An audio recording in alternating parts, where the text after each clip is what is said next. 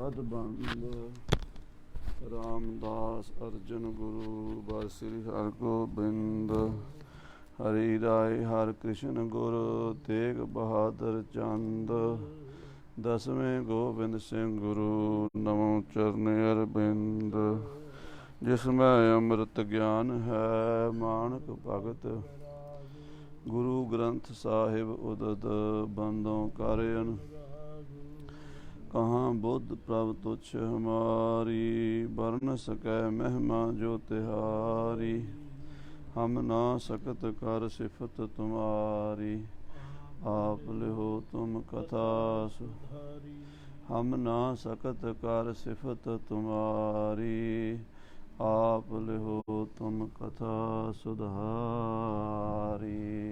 सतनाम श्री वाहिगुरु साहिब जीओ।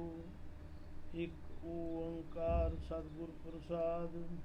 श्री वाहिगुरु जी की फतेह। दोहरा सारद बारद नारद है पारद इंद मनिंद वर्ण रूप को वर्ण बर नमो चरण अरविंद।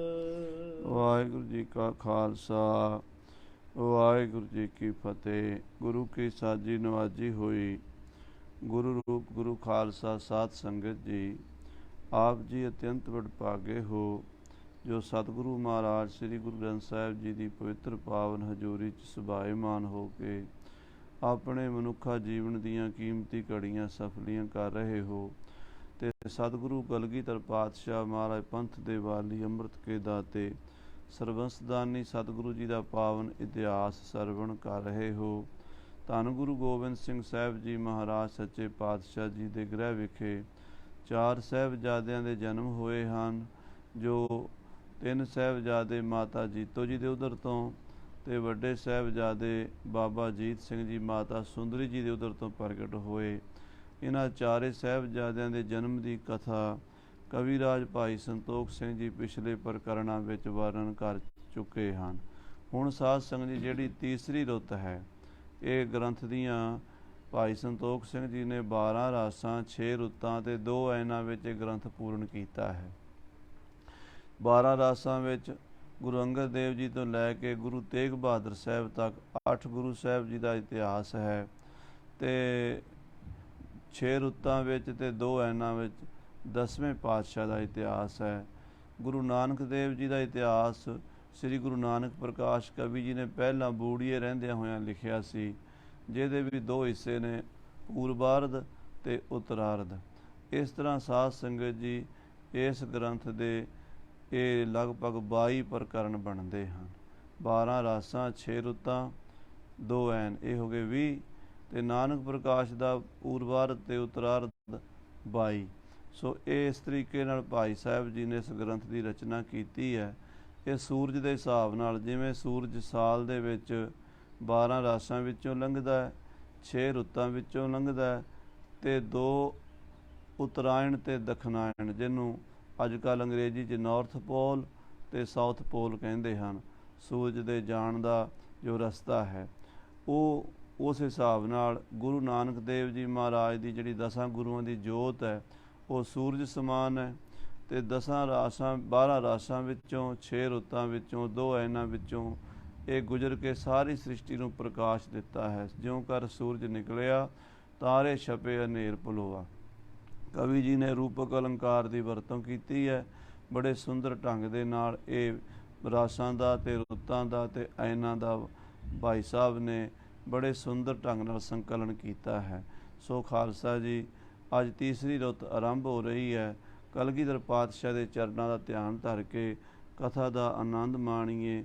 ਪਿਆਰ ਨਾਲ ਆਖੀਏ ਸਤਨਾਮ ਸ੍ਰੀ ਵਾਹਿਗੁਰੂ ਸਾਹਿਬ ਜੀ। ਸਤਨਾਮ ਸ੍ਰੀ ਵਾਹਿਗੁਰੂ ਸਾਹਿਬ ਜੀ। ਇੱਕ ਓੰਕਾਰ ਸਤਿਗੁਰ ਪ੍ਰਸਾਦ। ਇਹ ਜੋ ਮੰਗਲਾ ਚਰਨ ਹੈ ਸ੍ਰੀ ਗੁਰੂ ਗ੍ਰੰਥ ਸਾਹਿਬ ਵਿੱਚ ਆਉਂਦਾ ਹੈ ਇੱਕ ਓੰਕਾਰ ਸਤਿਗੁਰ ਪ੍ਰਸਾਦ।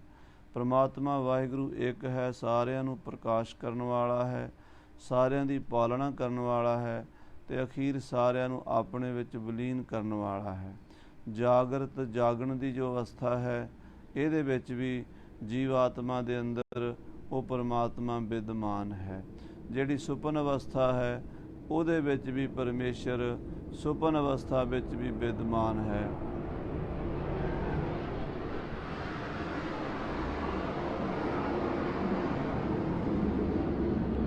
ਔਰ ਉਹ ਪਰਮੇਸ਼ਰ ਵਾਹਿਗੁਰੂ ਅਕਾਲ ਪੁਰਖ ਸੁਖੋਪਤੀ ਜਿਹੜੀ ਗੂੜੀ ਨੀਂਦ ਦੀ ਅਵਸਥਾ ਹੈ ਤਾਮਸੀ ਬਿਰਤੀ ਵਾਲੀ ਉਹਦੇ ਵਿੱਚ ਵੀ ਵਿਦਮਾਨ ਹੈ। ਐਸਾ ਉਹ ਪਰਮਾਤਮਾ ਕੇਵਲ ਤੇ ਕੇਵਲ ਇੱਕੋ ਹੀ ਹੈ।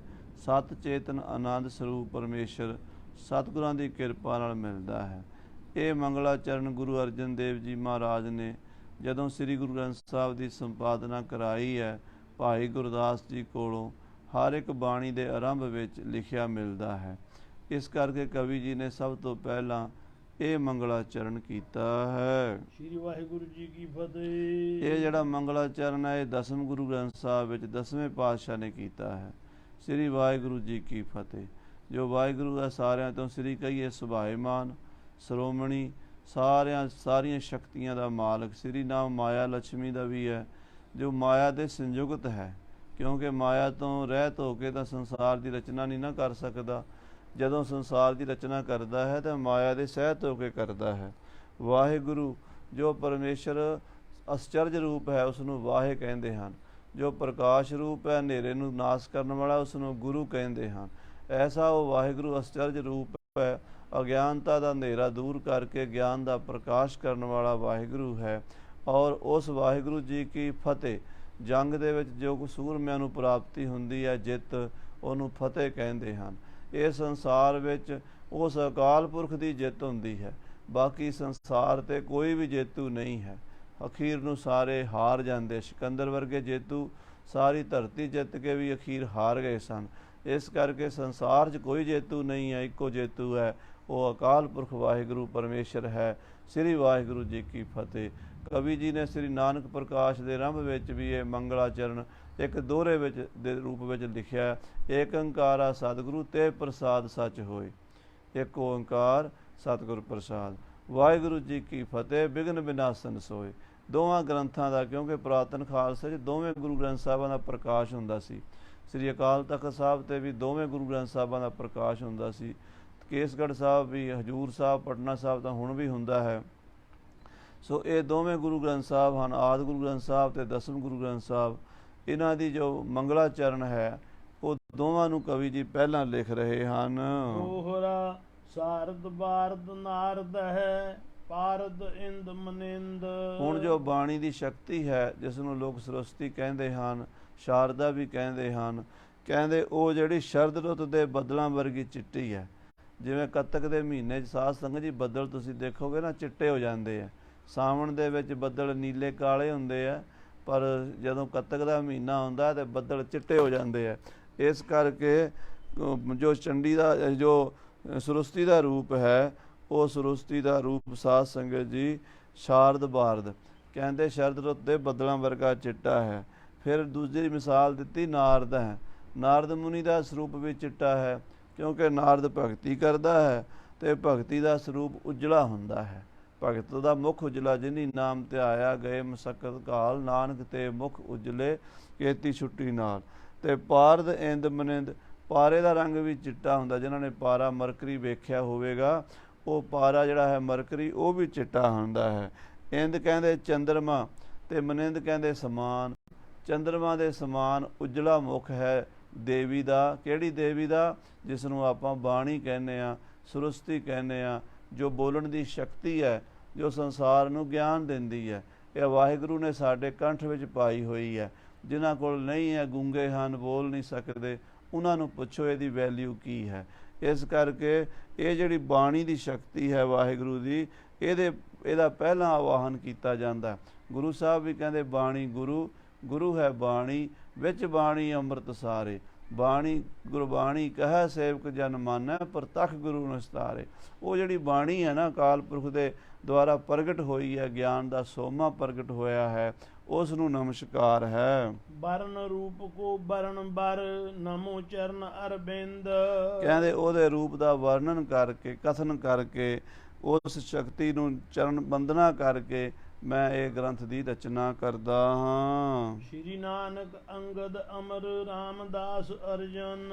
ਹੁਣ ਗੁਰੂ ਸਾਹਿਬਾਂ ਦਾ ਮੰਗਲਾਚਰਨ ਕਰਦੇ। ਗੁਰੂ ਨਾਨਕ ਦੇਵ ਜੀ ਮਹਾਰਾਜ, ਸ੍ਰੀ ਗੁਰੂ ਅੰਗਦ ਦੇਵ ਜੀ ਮਹਾਰਾਜ, ਤੀਸਰੇ ਪਾਤਸ਼ਾਹ ਗੁਰੂ ਅਮਰਦਾਸ ਸਾਹਿਬ ਜੀ ਮਹਾਰਾਜ, ਚੌਥੇ ਸਤਿਗੁਰੂ ਰਾਮਦਾਸ ਜੀ ਮਹਾਰਾਜ ਤੇ ਪੰਜਵੇਂ ਪੰਚਮ ਪਾਤਸ਼ਾਹ ਮਹਾਰਾਜ। ਭਨ ਮਥੁਰਾ ਕਛ ਭੇਦ ਨਹੀਂ, ਗੁਰੂ ਅਰਜਨ ਪ੍ਰਤੱਖ ਹਰ। ਗੁਰੂ ਅਰਜਨ ਦੇਵ ਜੀ ਮਹਾਰਾਜ। ਹਰ ਗੋਬਿੰਦ ਹਰ ਰਾਏ ਗੁਰ, ਹਰੀ ਕ੍ਰਿਸ਼ਨ ਪਗ ਮਨ। ਗੁਰੂ ਹਰਗੋਬਿੰਦ ਸਾਹਿਬ ਜੀ, ਗੁਰੂ ਹਰ ਰਾਏ ਸਾਹਿਬ ਜੀ ਤੇ ਗੁਰੂ ਹਰਕ੍ਰਿਸ਼ਨ ਸਾਹਿਬ ਦੇ ਚਰਨ ਮਨਾ ਕੇ। ਤੇਗ ਬਹਾਦਰ ਦਸਮ ਗੁਰ, ਸਭ ਕੇ ਚਰਨ ਮਨਾਏ। ਗੁਰੂ ਤੇਗ ਬਹਾਦਰ ਨੌਵੇਂ ਪਾਤਸ਼ਾਹ ਜੀ ਤੇ ਕਲਗੀਧਰ ਪਿਤਾ ਸ੍ਰੀ ਗੁਰੂ ਗੋਬਿੰਦ ਸਿੰਘ ਸਾਹਿਬ ਦਸਵੇਂ ਪਾਤਸ਼ਾਹ, ਸਾਰੇ ਦਸਾਂ ਗੁਰੂਆਂ ਦੇ ਚਰਨਾਂ ਦਾ ਧਿਆਨ ਧਰ ਕੇ ਗੁਰੂ ਚਰਨਾਂ ਨੂੰ ਮਨਾ ਕੇ। ਰੁਤ ਬਰਣੋ ਅਬ ਤੀਸਰੀ, ਜਿਮ ਦੇਵੀ ਬਿਦਤਾਏ। ਹੁਣ ਮੈਂ ਤੀਸਰੀ ਰੁੱਤ ਵਰਣਨ ਕਰਨ ਲੱਗਾ ਹਾਂ, ਜਿਹਦੇ ਵਿੱਚ ਚੰਡੀ ਪ੍ਰਗਟ ਹੋਣੀ ਹੈ। ਕਿਉਂਕਿ ਜਦੋਂ ਖਾਲਸਾ ਸਾਜਿਆ, ਗੁਰਸਿਮਰ ਮਨਾਈ ਕਾਲਕਾ, ਖੰਡੇ ਕੀ ਵੇਲਾ। ਜੰਗ ਯੁੱਧ ਦਾ ਸਮਾਂ ਆ ਗਿਆ ਸੀ, ਇਸ ਕਰਕੇ ਹੁਣ ਮਾਲਾ ਫੇਰਨ ਨਾਲ ਗੁਜ਼ਾਰਾ ਨਹੀਂ ਸੀ ਹੋਣਾ, ਚੰਡੀ ਗਾਤਰੇ ਪਾਣੀ ਪੈਣੀ ਸੀ। ਉਹ ਚੰਡੀ ਨੂੰ ਪ੍ਰਗਟ ਕੀਤਾ ਸੱਚੇ ਪਾਤਸ਼ਾਹ ਨੇ। ਉਹ ਕਿਸ ਤਰ੍ਹਾਂ ਕੀਤਾ, ਇਸ ਰੁੱਤ ਵਿੱਚ ਵਰਣਨ ਹੋਵੇਗਾ। ਇਸੇ ਰੁੱਤ ਵਿੱਚ ਹੀ ਵਰਣਨ ਹੋਵੇਗਾ ਕਿ ਚੰਡੀ ਪ੍ਰਗਟ ਕਰਨ ਤੋਂ ਬਾਅਦ ਸਤਿਗੁਰੂ ਖਾਲਸਾ ਪੰਥ ਪ੍ਰਗਟ, ਕਿਉਂ ਖਾਲਸਾ ਚੰਡੀ ਦਾ ਹੀ ਰੂਪ ਹੈ, ਇਹ ਸ਼ਕਤੀ ਹੈ, ਇਹ ਨਾ ਸਾਧਾਂ ਦਾ ਟੋਲਾ ਨਹੀਂ ਹੈ ਖਾਲਸਾ, ਇਹ ਸੂਰਬੀਰ ਬਹਾਦਰ ਯੋਧਿਆਂ ਦਾ ਪੰਥ ਹੈ ਸਾਧ ਸੰਗਤ ਜੀ। ਇਸ ਕਰਕੇ ਇਸ ਪ੍ਰਕਰਨ ਨੂੰ ਜਿਹੜਾ ਸਮਝ ਲਵੇ ਚੰਗੀ ਤਰ੍ਹਾਂ, ਉਹਨੂੰ ਖਾਲਸੇ ਦੀ ਫਿਲਾਸਫੀ ਦੀ ਸਮਝ ਆਉਣੀ ਹੈ। ਪਿਛਲੇ 100-150 ਸਾਲ ਵਿੱਚ ਬੜਾ ਹੀ ਧੁੰਦੂਕਾਰਾ ਮਚਿਆ ਹੋਇਆ ਹੈ। ਜਦੋਂ ਦਾ ਖਾਲਸੇ ਪੰਥ ਦੇ ਵਿੱਚ ਬਾਹਰ ਦੀਆਂ ਤਾਕਤਾਂ ਨੇ ਆ ਕੇ ਪ੍ਰਵੇਸ਼ ਕੀਤਾ, ਉਹਨਾਂ ਨੇ ਸਾਡੇ ਸਾਰੇ ਗ੍ਰੰਥਾਂ ਉੱਤੇ ਸ਼ੰਕੇ ਖੜੇ ਕਰਕੇ ਤੇ ਸਾਰੇ ਸਿਧਾਂਤਾਂ ਨੂੰ ਤਰੋੜ ਮਰੋੜ ਕੇ ਪੇਸ਼ ਕੀਤਾ। ਸਿੰਘ ਸਭਾ ਲਹਿਰ ਉੱਤੇ ਵੀ ਇਹਦਾ ਪ੍ਰਭਾਵ ਰਿਹਾ ਹੈ, ਜਿਸ ਕਰਕੇ ਖਾਲਸਾ ਪੰਥ ਅੱਜ ਤੱਕ ਆਪਣੇ ਗ੍ਰੰਥਾਂ ਨੂੰ ਆਪ ਹੀ ਭੰਡਦਾ ਆਇਆ। ਪਰ ਹੁਣ ਕਵੀ ਜੀ ਲਿਖ ਰਹੇ ਆ ਕਿ ਜਿਵੇਂ ਮਹਾਰਾਜ ਅਕਾਲ ਪੁਰਖ ਪਰਮੇਸ਼ਰ ਦੀ ਸ਼ਕਤੀ ਨੂੰ ਖਾਲਸੇ ਪੰਥ ਵਿੱਚ ਪ੍ਰਗਟ ਕਰਕੇ ਚੰਡੀ ਨੂੰ ਖਾਲਸੇ ਦੀ ਸਿਰਜਣਾ ਕਰਨਗੇ, ਉਹ ਕਥਾ ਵਰਣਨ ਕਰਾਂਗੇ। ਦਿਜ ਖੋਜਨ ਹਿਤ ਸਤਿਗੁਰੂ, ਚਿਤਵਤ ਅਨਕ ਉਪਾਏ। ਹੁਣ ਮਹਾਰਾਜ ਸੱਚੇ ਪਾਤਸ਼ਾਹ ਜੀ ਬੜੇ ਉਪਾਅ ਸੋਚਦੇ ਹਨ, ਕੋਈ ਐਸਾ ਵਿਦਵਾਨ ਪੰਡਤ ਲੱਭੇ ਜਿਹੜਾ ਚੰਡੀ ਦੀ ਵਿਧੀ ਜਾਣਦਾ ਹੋਵੇ, ਚੰਡੀ ਪ੍ਰਗਟ ਕਰਨ ਦੀ ਜੁਗਤੀ ਜਾਣਦਾ ਹੋਵੇ। ਮੱਖ ਮਿਸ ਕਰ ਬਹੁ ਦੇਸ਼ ਤੇ, ਲੀਨੇ ਬ੍ਰਿੰਦ ਬੁਲਾਏ। ਤੇ ਮਹਾਰਾਜ ਨੇ ਹੁਣ ਹਿੰਦੁਸਤਾਨ ਦੇ ਵਿੱਚੋਂ ਵੱਖਰੇ ਵੱਖਰੇ ਦੇਸ਼ਾਂ ਚੋਂ, ਸ਼ਹਿਰਾਂ ਚੋਂ, ਮੁਲਕਾਂ ਚੋਂ, ਹਿੰਦੁਸਤਾਨ ਦੇ ਵੱਖਰੇ ਵੱਖਰੇ ਇਲਾਕਿਆਂ ਚੋਂ, ਤੀਰਥਾਂ ਤੋਂ ਯੱਗ ਦਾ ਬਹਾਨਾ ਕਰਕੇ ਵੀ ਅਸੀਂ ਯੱਗ ਕਰਨਾ ਹੈ ਤੇ ਬ੍ਰਾਹਮਣਾਂ ਨੂੰ ਬੁਲਾਓ। ਸਾਰੇ ਬ੍ਰਾਹਮਣ, ਕਿਉਂਕਿ ਸਮਾਜ ਨੂੰ ਹੀ ਉੱਚਾ ਚੁੱਕਣਾ ਸੀਗਾ ਤੇ ਸਮਾਜ ਨੂੰ ਚੁੱਕਣ ਲਈ ਸਮਾਜ ਨੂੰ ਤੋਲਣਾ ਸੀ, ਦੇਖਣਾ ਸੀ ਵੀ ਸਮਾਜ ਦੀ ਸੁਰਤ ਕਿੱਥੇ ਖੜੀ ਹੋਈ ਹੈ। ਉਸ ਵੇਲੇ ਸਾਧ ਸੰਗਤ ਜੀ ਸਾਰੇ ਦੇਸ਼ ਦੇ ਆਗੂ ਕੌਣ ਸਨ? ਬ੍ਰਾਹਮਣ। ਮਹਾਰਾਜ ਦੀ ਬਾਣੀ 'ਚ ਵੀ ਬਚਨ ਆਉਂਦਾ, ਕਬੀਰ ਸਾਹਿਬ ਨੇ ਬੜੇ ਐਲਾਨੀਆਂ ਤੌਰ ਨਾਲ ਕਿਹਾ, ਕਬੀਰ ਬਾਹਮਣ ਗੁਰੂ ਹੈ ਜਗਤ ਕਾ। ਕਹਿੰਦੇ ਜਗਤ ਦਾ ਗੁਰੂ ਹੈ ਬਾਹਮਣ, ਭਗਤਨ ਕਾ ਗੁਰ ਨਾਏ। ਭਗਤਾਂ ਦਾ ਗੁਰੂ ਨਹੀਂ, ਲੋਕਾਂ ਦਾ ਗੁਰੂ ਹੈ। ਤੇ ਜਿਹੜੇ ਲੋਕ ਹਨ ਉਹ ਹੁਣ ਗੁਲਾਮ ਬਣ ਚੁੱਕੇ ਹਨ, ਤੇ ਗੁਰੂ ਜਿਹੜੇ ਹਨ ਉਹ ਆਪਣੇ ਲੋਕਾਂ ਦੀ ਗੁਲਾਮੀ ਕੱਟਣ ਜੋਗੇ ਨਹੀਂ ਹਨ। ਹੁਣ ਅਸਲੀ ਗੁਰੂ ਮਹਾਰਾਜ ਸ੍ਰੀ ਗੁਰੂ ਗੋਬਿੰਦ ਸਿੰਘ ਸਾਹਿਬ ਜੀ ਇਹ ਬਹਾਨਾ ਕਰਨਗੇ ਯੱਗ ਦਾ। ਜੱਗ ਦੇ ਵਿੱਚ ਸਾਰੇ ਜਾਤਾਂ ਦੇ ਬ੍ਰਾਹਮਣਾਂ ਨੂੰ ਸੱਦਿਆ ਹੈ। ਟੋਟਕ ਛੰਦ ਧਨ ਦੇਹੀ ਘਨੂ ਸਭ ਸੰਗ ਭਨਿਓ। ਤੇ ਨਾਲ ਨਿਉਂਦਾ ਭੇਜਿਆ ਹੈ, ਇਹ ਕਹਿ ਕੇ ਭੇਜਿਆ ਹੈ ਵੀ ਬੜਾ ਧਨ ਦਿਆਂਗੇ, ਜਿਹੜਾ ਵੀ ਸਾਡੇ ਜੱਗ 'ਚ ਬ੍ਰਾਹਮਣ ਆਵੇਗਾ ਉਹਨੂੰ ਇੰਨੀ ਦਾਨ ਦਛਨਾ ਦਿਆਂਗੇ, ਮਾਲਾ ਮਾਲ ਕਰ ਦਿਆਂਗੇ। ਕਿਮ ਦੇਸ਼ ਵਿਦੇਸ਼ ਮੁਝਾਰ ਸੁਣਿਓ। ਦੇਸ਼ਾਂ ਵਿਦੇਸ਼ਾਂ ਦੇ ਵਿੱਚ ਸਾਧ ਸੰਗਤ ਜੀ ਇਹ ਖਬਰ ਪਹੁੰਚ ਗਈ ਵੀ ਆਨੰਦਪੁਰ ਦੇ ਵਿੱਚ 10ਵੇਂ ਪਾਤਸ਼ਾਹ ਗੁਰੂ ਗੋਬਿੰਦ ਸਿੰਘ ਸਾਹਿਬ ਜੀ ਬੜਾ ਭਾਰੀ ਯੱਗ ਕਰ ਰਹੇ ਹਨ, ਅਤੇ ਜਿਹੜਾ ਵੀ ਬ੍ਰਾਹਮਣ ਜਾਏਗਾ ਦਾਨ ਦਛਨਾ ਦੇ ਕੇ ਗੁਰੂ ਸਾਹਿਬ ਮਾਲਾ ਮਾਲ ਕਰ ਦੇਣਗੇ। ਦਵਿਜ ਆਗਮ ਵੇਦ ਸੁਰਤੀ ਬ੍ਰਿਤ ਜੇ। ਜਿਹੜੇ ਬ੍ਰਾਹਮਣ ਵੇਦਾਂ ਦੇ, ਸ਼ਾਸਤਰਾਂ ਦੇ, ਸ਼ਰੂਤੀਆਂ ਦੇ ਗਿਆਤਾ ਹਨ। ਬਿਤ ਭੇਦ ਖੜੰਗਨ ਕੇ ਜਿਤ ਜੇ। ਜਿਹੜੇ ਵੇਦ ਦੇ ਖਟ ਅੰਗ ਹਨ, ਕਲਪ, ਸਿਕਸ਼ਾ, ਜੋਤਿਸ਼, ਨਿਰੁਕਤ, ਵਿਆਕਰਨ, ਇਹ ਜਿਹੜੇ ਸਾਧ ਸੰਗਤ ਜੀ ਵੇਦ ਦੇ ਖਟ ਅੰਗ ਮੰਨੇ। 6 ਅੰਗ ਵੇਦ ਦੇ ਪੜ੍ਹੋਗੇ ਤਾਂ ਵੇਦ ਦਾ ਗਿਆਨ ਹੁੰਦਾ। ਜੇ ਵਿਆਕਰਨ ਨਾ ਪੜ੍ਹੀਏ ਤਾਂ ਵੀ ਵੇਦ ਨਹੀਂ ਪੜ੍ਹਿਆ ਜਾ ਸਕਦਾ। ਜੇ ਨਿਰੁਕਤ ਦਾ ਗਿਆਨ ਨਾ ਹੋਵੇ ਤਾਂ ਵੀ ਵੇਦ ਦਾ ਗਿਆਨ ਨਹੀਂ ਹੁੰਦਾ। ਜੇ ਕਲਪ ਔਰ ਸਿੱਖਿਆ ਦਾ ਗਿਆਨ ਨਾ ਹੋਵੇ ਤਾਂ ਵੀ ਵੇਦ ਦਾ ਗਿਆਨ ਨਹੀਂ ਹੁੰਦਾ। ਔਰ ਜੇ ਸਾਧ ਸੰਗਤ ਜੀ ਜੋਤਿਸ਼ ਦਾ ਗਿਆਨ ਨਾ ਹੋਵੇ, ਜੋਤਿਸ਼ ਵੀ ਦੋ ਪ੍ਰਕਾਰ ਦਾ ਹੈ, ਇੱਕ ਤਾਂ ਫਲਾਦੇਸ਼ ਦੱਸਣ ਵਾਲਾ ਹੈ, ਇੱਕ ਸਾਧ ਸੰਗਤ ਜੀ ਗ੍ਰਹਿ ਨਛੱਤਰਾਂ ਦੀ ਚਾਲ, ਸਮੇਂ ਦੀ ਚਾਲ ਦੱਸਣ ਵਾਲਾ ਹੈ। ਇਹ ਦੋਵਾਂ ਦਾ ਗਿਆਨ ਹੋਵੇ, ਇਸ ਤਰ੍ਹਾਂ ਇਹ ਸਾਰੀਆਂ ਚੀਜ਼ਾਂ ਦਾ ਗਿਆਨ ਹੋਵੇ ਤਾਂ ਜਾ ਕੇ ਵੇਦ ਨੂੰ ਪੜ੍ਹਿਆ ਜਾਂਦਾ ਹੈ। ਵੇਦ ਪੜ੍ਹਨਾ ਕੋਈ ਸੌਖਾ ਕੰਮ ਨਹੀਂ। ਹਰ ਇੱਕ ਵਿਦਿਆ ਦਾ ਆਪਣਾ ਆਪਣਾ ਮੈਥਡ ਹੁੰਦਾ ਹੈ, ਤਰੀਕਾ ਹੁੰਦਾ ਹੈ।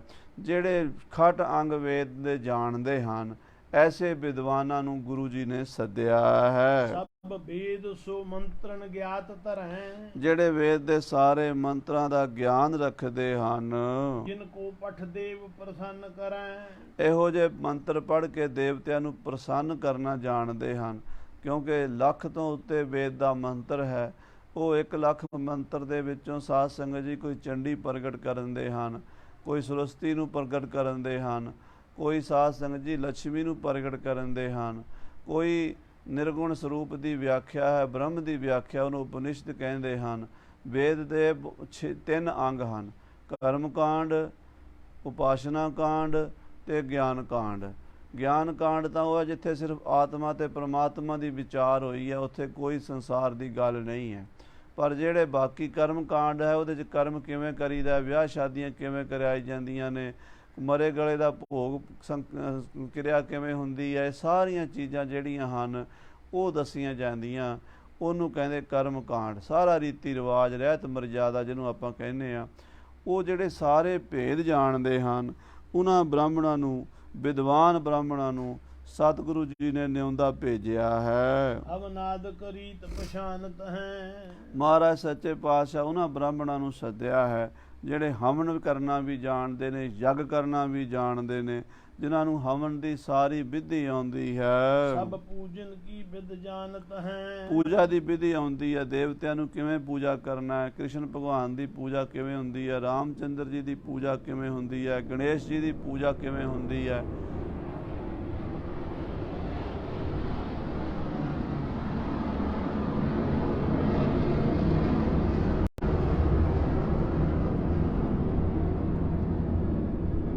ਔਰ ਸਰਸਤੀ ਦੀ, ਲక్ష్ਮੀ ਦੀ, ਚੰਡੀ ਦੀ ਪੂਜਾ ਕਿਵੇਂ ਹੁੰਦੀ ਹੈ।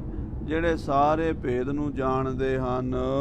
ਗ੍ਰਾਮਨ ਮਾਨਵ ਭੇਜ ਦੀਏ। ਪਿੰਡਾਂ ਸ਼ਹਿਰਾਂ ਵਿੱਚ ਮਹਾਰਾਜ ਨੇ ਨਿਉਂਦੇ ਲਿਖ ਕੇ ਪੰਡਤਾਂ ਵੱਲ ਭੇਜ ਦਿੱਤੇ ਹਨ ਵੀ ਜਿੱਥੇ ਦਾ ਕੋਈ ਬ੍ਰਾਹਮਣ ਵਿਦਵਾਨ, ਵੇਦਾਂ ਦਾ ਗਿਆਤਾ ਪਤਾ ਲੱਗਦਾ, ਉਹਨੂੰ ਲੈ ਕੇ ਆਓ। ਕਿਉਂਕਿ ਕਾਸ਼ੀ, ਉਜੈਨ, ਮਥੁਰਾ, ਬ੍ਰਿੰਦਾਬਨ ਔਰ ਸਾਧ ਸੰਗਤ ਜੀ ਕਸ਼ਮੀਰ ਅਤੇ ਲਾਹੌਰ, ਮੁਲਤਾਨ, ਸਾਰੇ ਸ਼ਹਿਰਾਂ 'ਚ ਬ੍ਰਾਹਮਣ ਤਾਂ ਰਹਿੰਦੇ ਹੀ ਸਨ। ਉਹ ਵਿਦਵਾਨ ਵੀ ਸਨ, ਬੜੇ ਬੜੇ ਗਿਆਨੀ ਪੰਡਤ ਸਨ, ਉਹਨਾਂ ਨੂੰ ਬੁਲਾਇਆ ਹੈ। ਜਨੇਰ ਕੇ ਦੂਰ ਹੈ ਜਾਣ ਲਈਏ। ਭਾਵੇਂ ਕੋਈ ਨੇੜੇ ਹੈ, ਭਾਵੇਂ ਕੋਈ ਦੂਰ ਹੈ, ਉਹ ਸਾਰੇ ਬ੍ਰਾਹਮਣਾਂ ਨੂੰ ਸਤਿਗੁਰੂ ਜੀ ਨੇ ਸੱਦਿਆ ਹੈ। ਸਭ ਕੋ ਬੁਲਵਾਏ ਆਨੰਦਪੁਰੇ। ਸਭ ਨੂੰ ਸ੍ਰੀ ਆਨੰਦਪੁਰ ਸਾਹਿਬ ਦੀ ਧਰਤੀ ਤੇ ਬੁਲਾ ਭੇਜਿਆ ਹੈ ਵੀ ਫਲਾਣੀ ਤਰੀਕ ਨੂੰ ਅਸੀਂ ਯੱਗ ਕਰਨਾ, ਉਸ ਤੋਂ ਪਹਿਲਾਂ ਪਹਿਲਾਂ ਸਾਰੇ ਬ੍ਰਾਹਮਣ ਆ ਜਾਣ। ਉਹ ਆਵਤ ਭੇ ਵੱਡ ਮੇਲ ਕਰੇ। ਕਹਿੰਦੇ ਬ੍ਰਾਹਮਣ ਵਹੀਰਾਂ ਘੱਤ ਕੇ ਚੱਲ ਪਏ, ਕਿਉਂਕਿ ਬ੍ਰਾਹਮਣਾਂ ਨੂੰ ਤਾਂ ਨਿਉਂਦਾ ਮਿਲਣਾ ਚਾਹੀਦਾ। ਕਿਸੇ ਦੇ ਘਰ ਪ੍ਰੋਗਰਾਮ ਹੈ, ਫਟਾਫਟ ਆ ਜਾਂਦੇ, ਦਾਨ ਦਸ਼ਨਾ ਜੋ ਲੈਣੀ, ਕਿਉਂ ਬ੍ਰਾਹਮਣ ਦਾ ਗੁਜ਼ਾਰਾ ਹੀ ਇਹਦੇ ਤੇ ਹੈ। ਵਿਦਿਆ ਪੜ੍ਹਨ ਵਾਲਾ ਕੀ ਕਰੇ, ਉਹਨੂੰ ਵਿਦਿਆ ਵਾਸਤੇ, ਵਿਦਿਆ ਦੇ ਪ੍ਰਚਾਰ ਲਈ ਦੂਰ ਜਾਣਾ ਪੈਂਦਾ ਤੇ ਉਹਦੇ ਗੁਜ਼ਾਰੇ ਵਾਸਤੇ ਵੀ ਉਹਨੂੰ ਸੋਚਣਾ ਪੈਂਦਾ।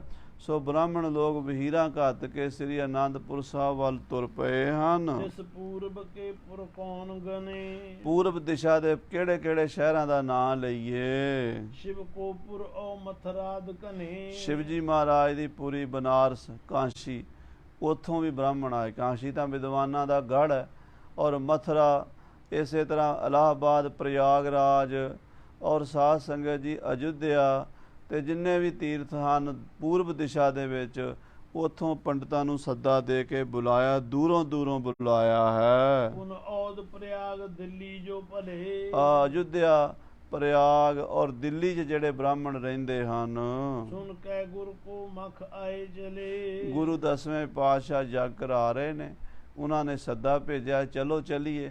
ਬ੍ਰਾਹਮਣ ਇੱਕ ਦੂਜੀ ਨੂੰ ਨਾਲ ਲੈ ਲੈ ਕੇ ਹਜ਼ਾਰਾਂ ਦੀ ਤਾਦਾਦ ਵਿੱਚ ਆਨੰਦਪੁਰ ਸਾਹਿਬ ਆ ਗਏ ਨੇ। ਕਸ਼ਮੀਰ ਲਾਹੌਰ ਜੇ ਔਰ ਕਨੇ। ਔਰ ਜੰਮੂ ਕਸ਼ਮੀਰ ਵੱਲ ਬੜੇ ਬੜੇ ਵਿਦਵਾਨ ਪੰਡਿਤ ਰਹਿੰਦੇ, ਕਸ਼ਮੀਰੀ ਬ੍ਰਾਹਮਣ। ਔਰ ਲਾਹੌਰ ਦੇ ਵਿੱਚ ਪੰਜਾਬ ਦੀ ਰਾਜਧਾਨੀ 'ਚ ਬੜੇ ਬ੍ਰਾਹਮਣ ਰਹਿੰਦੇ ਹਨ, ਮੁਲਤਾਨ ਵਿੱਚ ਬੜੇ ਬ੍ਰਾਹਮਣ ਰਹਿੰਦੇ ਹਨ। ਔਰ ਸਾਧ ਸੰਗਤ ਜੀ, ਜਿੰਨੇ ਵੀ ਪੰਜਾਬ ਦੇ ਵਿੱਚ ਬ੍ਰਾਹਮਣ ਹਨ, ਬਹੁਤ ਥਾਮਨ ਕੇ ਨਹਿ ਸੋਏ ਗਣੇ। ਬੜੀਆਂ ਥਾਵਾਂ ਦੇ ਕਵੀ ਜੀ ਕਹਿੰਦੇ ਮੈਂ ਕਿਹੜੇ ਕਿਹੜੇ ਸ਼ਹਿਰਾਂ ਦਾ ਨਾਂ ਲਵਾਂ ਵੀ ਹਿੰਦੁਸਤਾਨ ਦੇ ਵੱਡੇ ਵੱਡੇ ਸ਼ਹਿਰਾਂ ਤੋਂ, ਪਿੰਡਾਂ ਤੋਂ, ਨਗਰਾਂ ਤੋਂ, ਸੂਬਿਆਂ ਤੋਂ, ਸਾਰੇ ਇਲਾਕਿਆਂ ਤੋਂ ਵਿਦਵਾਨ ਬ੍ਰਾਹਮਣ ਗੁਰੂ ਜੀ ਨੇ ਸੱਦ ਲਏ ਹਨ। ਹਜ਼ਾਰਾਂ ਲੱਖਾਂ ਬ੍ਰਾਹਮਣਾਂ ਦਾ ਇਕੱਠ ਸ੍ਰੀ ਆਨੰਦਪੁਰ ਸਾਹਿਬ ਕੀਤਾ ਹੈ। ਬਿਤ ਬੇਦਨ ਕੇ ਦਿਜ ਆਵਤ ਹੈ। ਔਰ ਸਾਧ ਸੰਗਤ ਜੀ, ਜਿਹੜੇ ਵੇਦਾਂ ਦੇ ਗਿਆਤਾ ਹਨ, ਜਿਨ੍ਹਾਂ ਨੂੰ ਸ਼ਾਸਤਰਾਂ ਦਾ ਗਿਆਨ ਹੈ, ਜਿਨ੍ਹਾਂ ਨੂੰ ਵੇਦਾਂ ਦਾ ਗਿਆਨ ਹੈ, ਸਿਮਰਤੀਆਂ ਦਾ ਗਿਆਨ ਹੈ, ਪੁਰਾਣਾਂ ਦਾ ਗਿਆਨ ਹੈ, ਵਿਆਕਰਣ ਆਦਿਕ ਵਿਦਿਆ ਦੇ ਬੜੇ ਪੰਡਿਤ, ਪ੍ਰਕਾਂਡ ਪੰਡਿਤ ਹਨ, ਉਹ ਸਾਰੇ ਸਤਿਗੁਰੂ ਜੀ ਨੇ ਸੱਦ ਲਏ ਹਨ। ਗੁਰ ਆਨੰਦ ਮਨ ਹੈ ਪਾਵਤ ਹੈ। ਬੜੇ ਮਨ 'ਚ ਖੁਸ਼ ਹੋ ਕੇ, ਪ੍ਰਸੰਨ ਹੋ ਕੇ ਆਏ ਹਨ। ਦੋਹਰਾ ਬੇਤਾ ਵਿਦਿਆ ਸਕਲ ਕੇ ਸੋ ਆਵਤ ਚਿਤ ਚਾਏ। ਅਨੇਕਾਂ ਤਰ੍ਹਾਂ ਦੀ ਵਿਦਿਆ ਦੇ ਪੰਡਿਤ, ਇਹ ਨਹੀਂ ਕਿਉਂਕਿ ਜਿਵੇਂ ਸਾਧ ਸੰਗਤ ਜੀ ਡਾਕਟਰ ਵੀ ਅੱਜ ਕੱਲ੍ਹ ਤੁਸੀਂ ਦੇਖਦੇ ਹੋ, ਕੋਈ ਕੰਨਾਂ ਦਾ ਹੁੰਦਾ, ਕੋਈ ਅੱਖਾਂ ਦਾ ਹੁੰਦਾ, ਕੋਈ ਹਾਰਟ ਦਾ ਹੁੰਦਾ, ਕੋਈ ਦਿਮਾਗ ਦਾ ਹੁੰਦਾ, ਸਪੈਸ਼ਲਿਸਟ ਹੁੰਦੇ ਆ।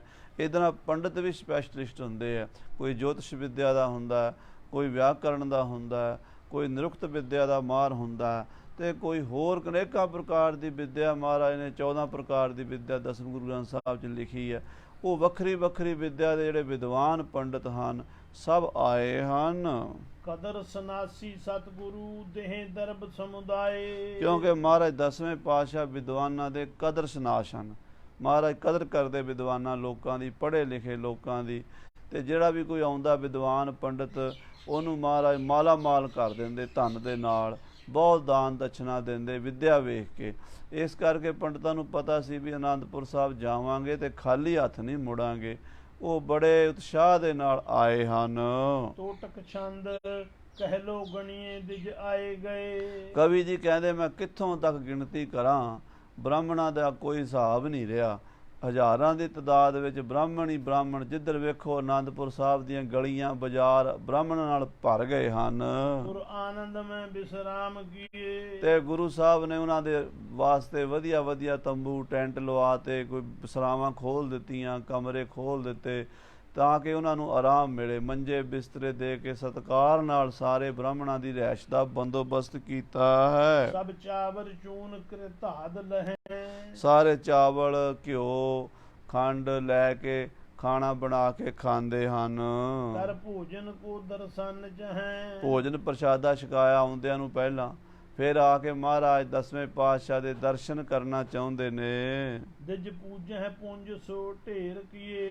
ਮਹਾਰਾਜ ਕਹਿੰਦੇ ਦਿਜ ਪੁੰਜੈ ਪੁੰਜ ਸੋ ਢੇਰ ਕੀਏ। ਡੇਰੇ ਲੱਗ ਗਏ, ਥਾਂ ਥਾਂ ਤੇ ਬ੍ਰਾਹਮਣਾਂ ਦੇ ਤੰਬੂ ਲੱਗ ਗਏ।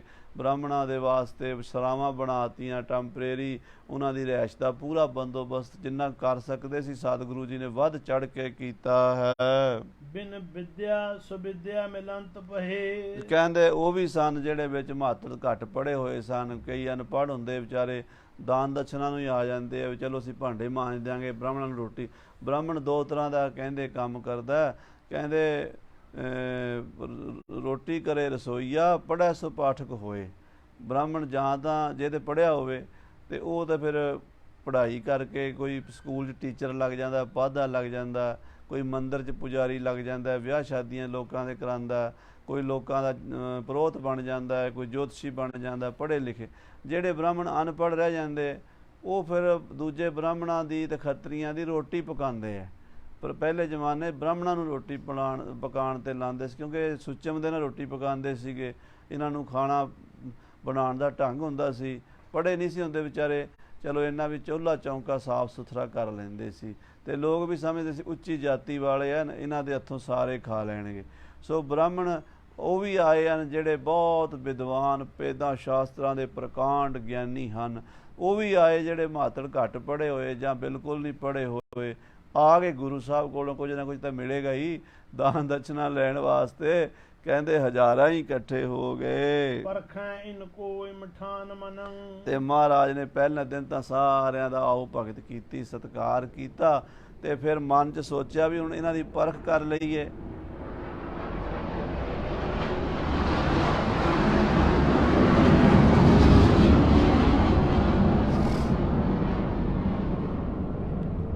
ਇਹਨਾਂ ਦੀ ਪ੍ਰੀਖਿਆ ਕਰ ਲਈਏ, ਕਿਉਂਕਿ ਇਹ ਸਮਾਜ ਦੇ ਆਗੂ ਨੇ। ਜੇ ਸਮਾਜ ਦੇ ਆਗੂ ਹੀ ਗਿਰੇ ਹੋਣਗੇ ਤੇ ਉਹ ਸਮਾਜ ਨੂੰ ਉੱਪਰ ਕਿਵੇਂ ਚੁੱਕ ਸਕਣਗੇ। ਇਹ ਵਿਚਾਰ 10ਵੇਂ ਪਾਤਸ਼ਾਹ ਨੇ ਕੀਤੀ ਹੈ। ਗੁਰ ਆਇਸ ਦੀਨ ਮਹਾਨ ਜਨੰ। ਤੇ ਗੁਰੂ ਸਾਹਿਬ ਨੇ ਆਪਣੇ ਮੁਖੀ ਬੰਦਿਆਂ ਨੂੰ, ਦੀਵਾਨ ਆਨੰਦ ਚੰਦ, ਪੰਡਿਤ ਦਇਆ ਰਾਮ ਜੀ ਵਰਗਿਆਂ ਨੂੰ ਆਗਿਆ ਦਿੱਤੀ ਹੈ। ਗਨ ਭੋਜਨ ਪਾਕ ਅਨੇਕ ਕਰੋ। ਵੀ ਵਧੀਆ ਵਧੀਆ ਪਵਿੱਤਰ ਭੋਜਨ ਤਿਆਰ ਕਰਾਓ, ਵਧੀਆ ਵਧੀਆ ਮਠਿਆਈਆਂ, ਵਧੀਆ ਵਧੀਆ ਸਲੂਣੇ ਤੇ ਭਾਂਤ ਭਾਂਤ ਦੇ 36 ਪ੍ਰਕਾਰ ਦੇ ਜਿਹੜੇ ਭੋਜਨ ਹੁੰਦੇ ਨੇ ਖੱਟ ਰਸਾਂ ਦੇ ਦੁਆਰਾ, ਉਹ ਤਿਆਰ ਕਰੋ। ਮਿਸ਼ਤਾਨ ਸਲੂਨਹਿ ਸਵਾਦ ਧਰੋ। ਮਿੱਠੇ ਭੋਜਨ ਤਿਆਰ ਕਰੋ, ਸਲੂਣੇ ਭੋਜਨ ਤਿਆਰ ਕਰੋ, ਔਰ ਸਾਰੇ ਸਵਾਦੀ ਬਣਾਓ। ਸੁਨ ਆਇਸ ਬ੍ਰਿੰਦ ਮਸੰਦ ਲਗੇ। ਮਹਾਰਾਜ ਦੀ ਆਗਿਆ ਪਾ ਕੇ ਸਾਰੇ ਗੁਰੂ ਘਰ ਦੇ ਸੈਂਕੜੇ ਮਸੰਦ, ਲਾਂਗਰੀ, ਬ੍ਰਾਹਮਣਾਂ ਨੂੰ ਵੀ ਲਾ ਲਿਆ ਜਿਹੜੇ ਕਹਿੰਦੇ ਅਸੀਂ ਰੋਟੀ ਪਕਾ ਸਕਦੇ। ਉਹਨਾਂ ਨੂੰ ਕਿਹਾ ਵੀ ਤੁਸੀਂ ਨਾਲ ਲੱਗ ਜਾਓ ਤੇ ਸਾਰਿਆਂ ਨੂੰ ਅਸੀਂ ਦਾਨ ਦਛਨਾ ਦੇਣੀ ਹੈ ਤੇ ਵਧੀਆ ਭੋਜਨ ਤਿਆਰ ਕਰੋ। ਇਸ ਬਾਸਰ ਮੈਂ ਚਿਰੰਕਾਲ ਜਗੇ। ਕਹਿੰਦੇ ਦਿਨ ਰਾਤ ਲੱਗੇ ਰਹੇ ਚਿਰੰਕਾਲ, ਕਿ ਕਾਫੀ ਲੋਕਾਂ ਦਾ ਲੰਗਰ ਬਣਾਉਣਾ ਸੀ, ਹਜ਼ਾਰਾਂ ਬ੍ਰਾਹਮਣਾਂ ਦਾ ਭੋਜਨ ਤਿਆਰ ਕਰਨਾ ਸੀ। ਇਸ ਕਰਕੇ ਸਾਰੀ ਰਾਤ ਹਲਵਾਈ ਲੱਗੇ ਹੈ, ਕੋਈ ਮਠਿਆਈਆਂ ਕੱਢ ਰਹੇ ਹੈ, ਗੁਲਾਬ ਜਾਮਣਾ ਬਣਾ ਰਹੇ ਹੈ, ਜਲੇਬੀਆਂ ਤੇ ਲੱਡੂ ਬਣਾ ਰਹੇ ਹੈ। ਇੱਦਾਂ ਵੱਖਰੇ ਵੱਖਰੇ ਸਵਾਦਿਸ਼ਟ ਭੋਜਨ ਬਣ ਰਹੇ ਹਨ। ਕਰ ਭੋਜਨ ਤਿਆਰ ਅਨੇਕ ਵਿਧੀ। ਅਨੇਕਾਂ ਵਿਧੀ ਦੇ ਨਾਲ ਭੋਜਨ ਤਿਆਰ ਕਰ ਕਰਕੇ ਘਰ ਲਾਏ ਅੰਬਾਰ ਬਨੰਤ ਸਿਧੀ। ਕਹਿੰਦੇ ਉਹਨਾਂ ਦੇ ਅੰਬਾਰ ਲਾਈ ਜਾਂਦੇ, ਕੋਠਿਆਂ 'ਚ ਭਰ ਭਰ ਕੇ ਰੱਖੀ ਜਾਂਦੇ ਆ ਵੀ ਇਹ ਜਦੋਂ ਬ੍ਰਹਮ ਭੋਜ ਹੋਵੇਗਾ ਬ੍ਰਾਹਮਣਾਂ ਨੂੰ ਛਕਾਵਾਂਗੇ। ਕਰ ਕੋਸ਼ਟ ਮੋਦਕ ਸੰਗ ਕਨੇ। ਕਈ ਕੋਠੇ ਤਾਂ ਲੱਡੂਆਂ ਨਾਲ ਹੀ ਭਰ ਦਿੱਤੇ, ਕਿਉਂਕਿ ਬ੍ਰਾਹਮਣ ਲੱਡੂਆਂ ਦੇ ਬੜੇ ਸ਼ੌਕੀਨ ਹੁੰਦੇ ਆ ਤੇ ਪੂੜਿਆਂ ਦੇ ਬੜੇ, ਖੀਰ ਦੇ ਬੜੇ ਸ਼ੌਕੀਨ ਹੁੰਦੇ ਆ। ਮਹਾਰਾਜ ਨੇ ਵਧੀਆ ਤੋਂ ਵਧੀਆ ਖੀਰਾਂ ਤਿਆਰ ਕਰਾਈਆਂ, ਪੂੜੇ ਤਿਆਰ ਕਰਾਏ, ਲੱਡੂ ਜਲੇਬੀਆਂ, ਭਾਂਤ ਭਾਂਤ ਦੇ ਸੋਹਣੇ ਪਦਾਰਥ ਤਿਆਰ ਕਰਵਾਏ ਹਨ। ਗਨ ਪੂਪਨ ਪਾਕ ਸੁਕੌਨ ਗਨੇ। ਕਹਿੰਦੇ ਪੂੜਿਆਂ ਦੀ ਕਿਹੜੀ ਗਿਣਤੀ ਕਰੀਏ, ਵੰਨ ਸਵੰਨੇ ਪੂੜੇ, ਪੂੜੀਆਂ ਛੋਟੇ ਵੱਡੇ ਬਣਾਏ ਹਨ। ਭਰਪੂਰ ਕਚੋਰ ਮਸਾਲਣ ਤੇ। ਪੂੜੀਆਂ ਤੇ ਕਚੌਰੀਆਂ ਤਿਆਰ ਕਰਾਈਆਂ, ਮਸਾਲੇ ਪਾ ਪਾ ਕੇ ਵਧੀਆ ਭੋਜਨ ਤਿਆਰ ਹੋ ਰਿਹਾ ਹੈ। ਕਰ ਲੀਨ ਬਰੇ ਦਦੀ ਡਾਲਨ ਤੇ। ਔਰ ਸਾਧ ਸੰਗਤ ਜੀ ਦਹੀਂ ਦੇ ਵਿੱਚ ਵੜੇ ਪਾ ਕੇ ਦਹੀਂ ਵੜੇ, ਦਹੀਂ ਭੱਲੇ ਤਿਆਰ ਕਰਾਏ ਹਨ। ਮਿਰਚਾਂ ਗਨ ਜੀਰਕ ਤੇ ਧਨੀਆ। ਮਿਰਚਾਂ, ਜੀਰਾ, ਧਨੀਆ। ਕਵੀਰਾਜ ਭਾਈ ਸੰਤੋਖ ਸਿੰਘ ਜੀ ਨੂੰ ਵੀ ਨਮਸਕਾਰ ਹੈ ਵੀ ਜੇ ਰਸੋਈ 'ਚ ਵੜਦੇ ਨੇ ਤੇ ਫਿਰ ਰਸੋਈ ਦੀ ਕੋਈ ਚੀਜ਼ ਨਹੀਂ ਛੱਡਦੇ। ਹੁਣ ਭਾਈ ਸਾਹਿਬ ਦਾ, ਇਹ ਭਾਈ ਸਾਹਿਬ ਦੀ ਸੁਰਤ ਗਈ ਹੋਈ ਹੈ ਸਾਧ ਸੰਗਤ ਜੀ। ਵੇਖੋ ਲੰਗਰ ਦੇ ਵਿੱਚ ਹਰ ਇੱਕ ਬੰਦੇ ਦੀ ਥੋੜ੍ਹਾ ਜਾਂਦੀ ਹੈ। ਹੁਣ ਅਸੀਂ ਕਥਾ ਤਾਂ ਕਰ ਦਿਆਂਗੇ ਪਰ ਇਹਦੇ ਤੋਂ ਬਿਨਾਂ ਨਹੀਂ ਕਰ ਸਕਦੇ, ਇੰਨੀ ਬਰੀਕੀ ਨਾਲ ਨਹੀਂ ਕਰ ਸਕਦੇ ਜਿੰਨੀ ਨਾਲ ਭਾਈ ਸਾਹਿਬ ਕਰ ਰਹੇ, ਭਾਈ ਸੰਤੋਖ ਸਿੰਘ ਜੀ। ਕਹਿੰਦੇ ਮਿਰਚਾਂ, ਮਸਾਲੇ, ਧਨੀਆ, ਲੂਣ, ਜੋ ਵੀ ਚੀਜ਼ ਪੈਣਾ ਨਾ, ਜੀਰਾ, ਉਹ ਵੀ ਕਵੀ ਜੀ ਲਿਖ ਰਹੇ ਹੈ ਵੀ ਪਾ ਪਾ ਕੇ ਹਲਵਾਈਆਂ ਨੇ ਵਧੀਆ ਵਧੀਆ ਭੋਜਨ ਤਿਆਰ ਕੀਤਾ ਹੈ। ਤੇ ਸਭ ਪਾਕ ਭਲੋ ਬਣੀਆਂ। ਔਰ ਘਿਓ ਪਾ ਕੇ ਵਧੀਆ ਸੁੰਦਰ ਪਵਿੱਤਰ ਲੰਗਰ ਤਿਆਰ ਕਰ ਰਹੇ ਹਨ। ਨਰ ਸੈਂਕਰ ਨੀਤ ਬਨਾਵਤ ਹੈ। ਸੈਂਕੜੇ ਲੋਕ ਨਿਤ ਹੀ ਇਹ ਕੰਮ ਕਰਨ ਤੇ ਲੱਗੇ ਹੋਏ ਹਨ, ਬਣਾਉਣ ਤੇ। ਕਰ ਕੋਸ਼ਟ ਪੂਰ ਟਿਕਾਵਤ ਹੈ। ਔਰ ਬਣਾ ਬਣਾ ਕੇ ਪੱਕੇ ਭੋਜਨ ਕੋਠਿਆਂ 'ਚ ਰੱਖ ਰਹੇ ਹਨ। ਬਹੁ ਕੀਨ ਤੇ ਹਾਵਲ ਤਿਆਰ ਜਬੈ। ਜਦੋਂ ਕੜਾਹ ਪ੍ਰਸ਼ਾਦ ਦੇ ਵੱਡੇ ਵੱਡੇ ਕੜਾਏ, ਜਿਨ੍ਹਾਂ 'ਚ ਕਈ ਮਣਾ ਮੂੰਹ ਘਿਓ ਪਾ ਕੇ ਤੇ ਵਿੱਚੇ ਬਹੁਤ ਸੌਗੀਆਂ ਪਾ ਕੇ, ਵਿੱਚੇ ਸੋਹਣੇ ਬਦਾਮ ਤੇ ਗਿਰੀਆਂ ਛੁਹਾਰੇ ਪਾ ਕੇ, ਭਾਂਤ ਭਾਂਤ ਦੇ ਮੇਵੇ ਪਾ ਕੇ ਕੜਾਹ ਪ੍ਰਸ਼ਾਦ ਬਣਾਇਆ ਹੈ। ਸਭ ਕੋ ਬੁਲਵਾਏ ਸੁਲੀਨ ਤਬੈ। ਜਦੋਂ ਕੜਾਹ ਬਣ ਗਿਆ, ਖੀਰ ਬਣ ਗਈ, ਸਭ ਕੋਈ ਭੋਜਨ ਐਨ ਤਿਆਰ ਹੋ ਗਿਆ, ਫਿਰ ਮਹਾਰਾਜ ਨੇ ਸਾਰੇ ਬ੍ਰਾਹਮਣਾਂ ਨੂੰ ਨਿਉਂਦਾ ਭੇਜ ਦਿੱਤਾ। ਸਵਈਆ ਛੰਦ ਪਠਿਓ ਮੇਵੜਾ ਸ਼੍ਰੀ ਕਲਗੀ ਧਰ, ਤਿਸਨੇ ਉੱਚੇ ਭਨਿਓ ਸੁਨਵਾਏ। ਕਹਿੰਦੇ ਮਹਾਰਾਜ 10ਵੇਂ ਪਾਤਸ਼ਾਹ ਨੇ ਆਪਣਾ ਮੇਵੜਾ ਅਰਦਾਸੀਆ ਭੇਜਿਆ। ਉਹਨੇ ਉੱਚੀ ਅਨਾਉਂਸਮੈਂਟ, ਜਿਵੇਂ ਹੁਣ ਅੱਜ ਕੱਲ੍ਹ ਆਪਾਂ ਸਪੀਕਰ ਲਾ ਕੇ ਅਨਾਉਂਸਮੈਂਟ ਕਰਦੇ ਹਾਂ, ਪਹਿਲਾਂ ਉੱਦਾਂ ਉੱਚੀ ਥਾਂ 'ਤੇ ਖੜ੍ਹ ਕੇ ਨਾਲ ਡੰਕਾ ਵਜਾ ਕੇ ਤੇ ਸਾਰਿਆਂ ਦਾ ਧਿਆਨ ਆਪਣੇ ਵੱਲ ਖਿੱਚ ਲੈਂਦੇ ਸਨ। ਤੇ ਫਿਰ ਉਹ ਮੇਵੜੇ ਨੇ ਉੱਚੀ ਆਵਾਜ਼ ਵਿੱਚ ਅਨਾਉਂਸਮੈਂਟ ਕੀਤੀ ਹੈ ਕਿ ਸਾਰੇ ਪੰਡਤਾਂ ਵਿਦਵਾਨਾਂ ਨੂੰ ਨਮਸਕਾਰ। ਭਾਈ ਸ੍ਰੀ ਗੁਰੂ ਗੋਬਿੰਦ ਸਿੰਘ ਸਾਹਿਬ ਜੀ ਨੇ ਤੁਹਾਡੇ ਪ੍ਰਤੀ ਇਹ ਹੁਕਮ ਕੀਤਾ ਹੈ। ਹੁਕਮ ਕਰਿਓ ਸ਼੍ਰੀ ਸਤਿਗੁਰ ਪੂਰੇ, ਸੁਨਬੇ ਜੋਗ ਵਿਪਰ ਸਮੁਦਾਏ। ਮਹਾਰਾਜ 10ਵੇਂ ਪਾਤਸ਼ਾਹ ਗੁਰੂ ਗੋਬਿੰਦ ਸਿੰਘ ਸਤਿਗੁਰੂ ਪੂਰੇ ਸਤਿਗੁਰੂ ਜੀ ਨੇ ਜੋ ਹੁਕਮ ਦਿੱਤਾ ਹੈ ਉਹ ਤੁਹਾਡੇ ਸਾਰਿਆਂ ਦੇ ਸੁਣਨ ਯੋਗ ਹੈ। ਜਿੰਨੇ ਵੀ ਤੁਸੀਂ ਆਏ ਹੋ ਸਾਰਿਆਂ ਦਾ ਜੀ ਆਇਆਂ ਨੂੰ ਸਵਾਗਤ ਹੈ ਅਨੰਦਪੁਰ ਸਾਹਿਬ ਦੇ ਵਿੱਚ। ਤੇ ਗੁਰੂ ਸਾਹਿਬ ਨੇ ਆਹ ਬੇਨਤਾ ਕੀਤਾ, ਆਹ ਹੁਕਮ ਕੀਤਾ ਹੈ। ਖੀਰ ਖੰਡ ਜੋ ਖਾਏ ਆਹਾਰੈ, ਪੰਜ ਰਜਤ ਪਣ ਸੋ ਅਬ ਪਾਏ। ਜਿਹੜਾ ਖੀਰ ਕੜਾਹ ਪੂੜੀਆਂ ਵੈਸ਼ਨੂ ਭੋਜਨ ਛਕੇਗਾ ਉਹਨੂੰ 5 ਰੁਪਏ ਦਛਣਾ ਮਿਲੇਗੀ। ਆਮਿਖ ਅਚਵੈ ਪੰਜ ਅਸ਼ਰਫੀ, ਗੁਰ ਟਿਕਤੇ ਲੈ ਸਦਨ ਸਿਧਾਏ। ਤੇ ਜਿਹੜਾ ਇਹ ਦੂਜੇ ਪਾਸੇ ਛਤਰੀ ਭੋਜਨ ਅਸੀਂ ਤਿਆਰ ਕੀਤਾ ਹੋਇਆ, ਚਟੰਗੇ ਝਟਕੇ ਹੋਏ ਨੇ, ਮਹਾਂਪ੍ਰਸ਼ਾਦ ਡਲੇ ਬਣੇ ਹੋਏ ਨੇ, ਜਿਹੜਾ ਮੀਟ ਖਾਏਗਾ ਮਾਸ ਖਾਏਗਾ ਉਹਨੂੰ 5 ਮੋਹਰਾਂ ਸੋਨੇ ਦੀਆਂ ਮਿਲਣਗੀਆਂ। ਇਹ ਗੁਰੂ ਘਰ ਤੋਂ ਬਖਸ਼ਿਸ਼ ਹੋਣੀ ਹੈ। ਜਿਹਨੇ ਤੇ ਖਾਣਾ ਵੈਸ਼ਨੂ ਭੋਜਨ ਉਹਨੂੰ ਤਾਂ ਸਿਰਫ ਮਿਲਣਗੇ 5 ਰੁਪਏ, ਤੇ ਜਿਹੜਾ ਖਾਏਗਾ ਛਤਰੀ ਭੋਜਨ ਉਹਨੂੰ ਮਿਲਣਗੇ 5 ਮੋਹਰਾਂ ਸੋਨੇ ਦੀਆਂ।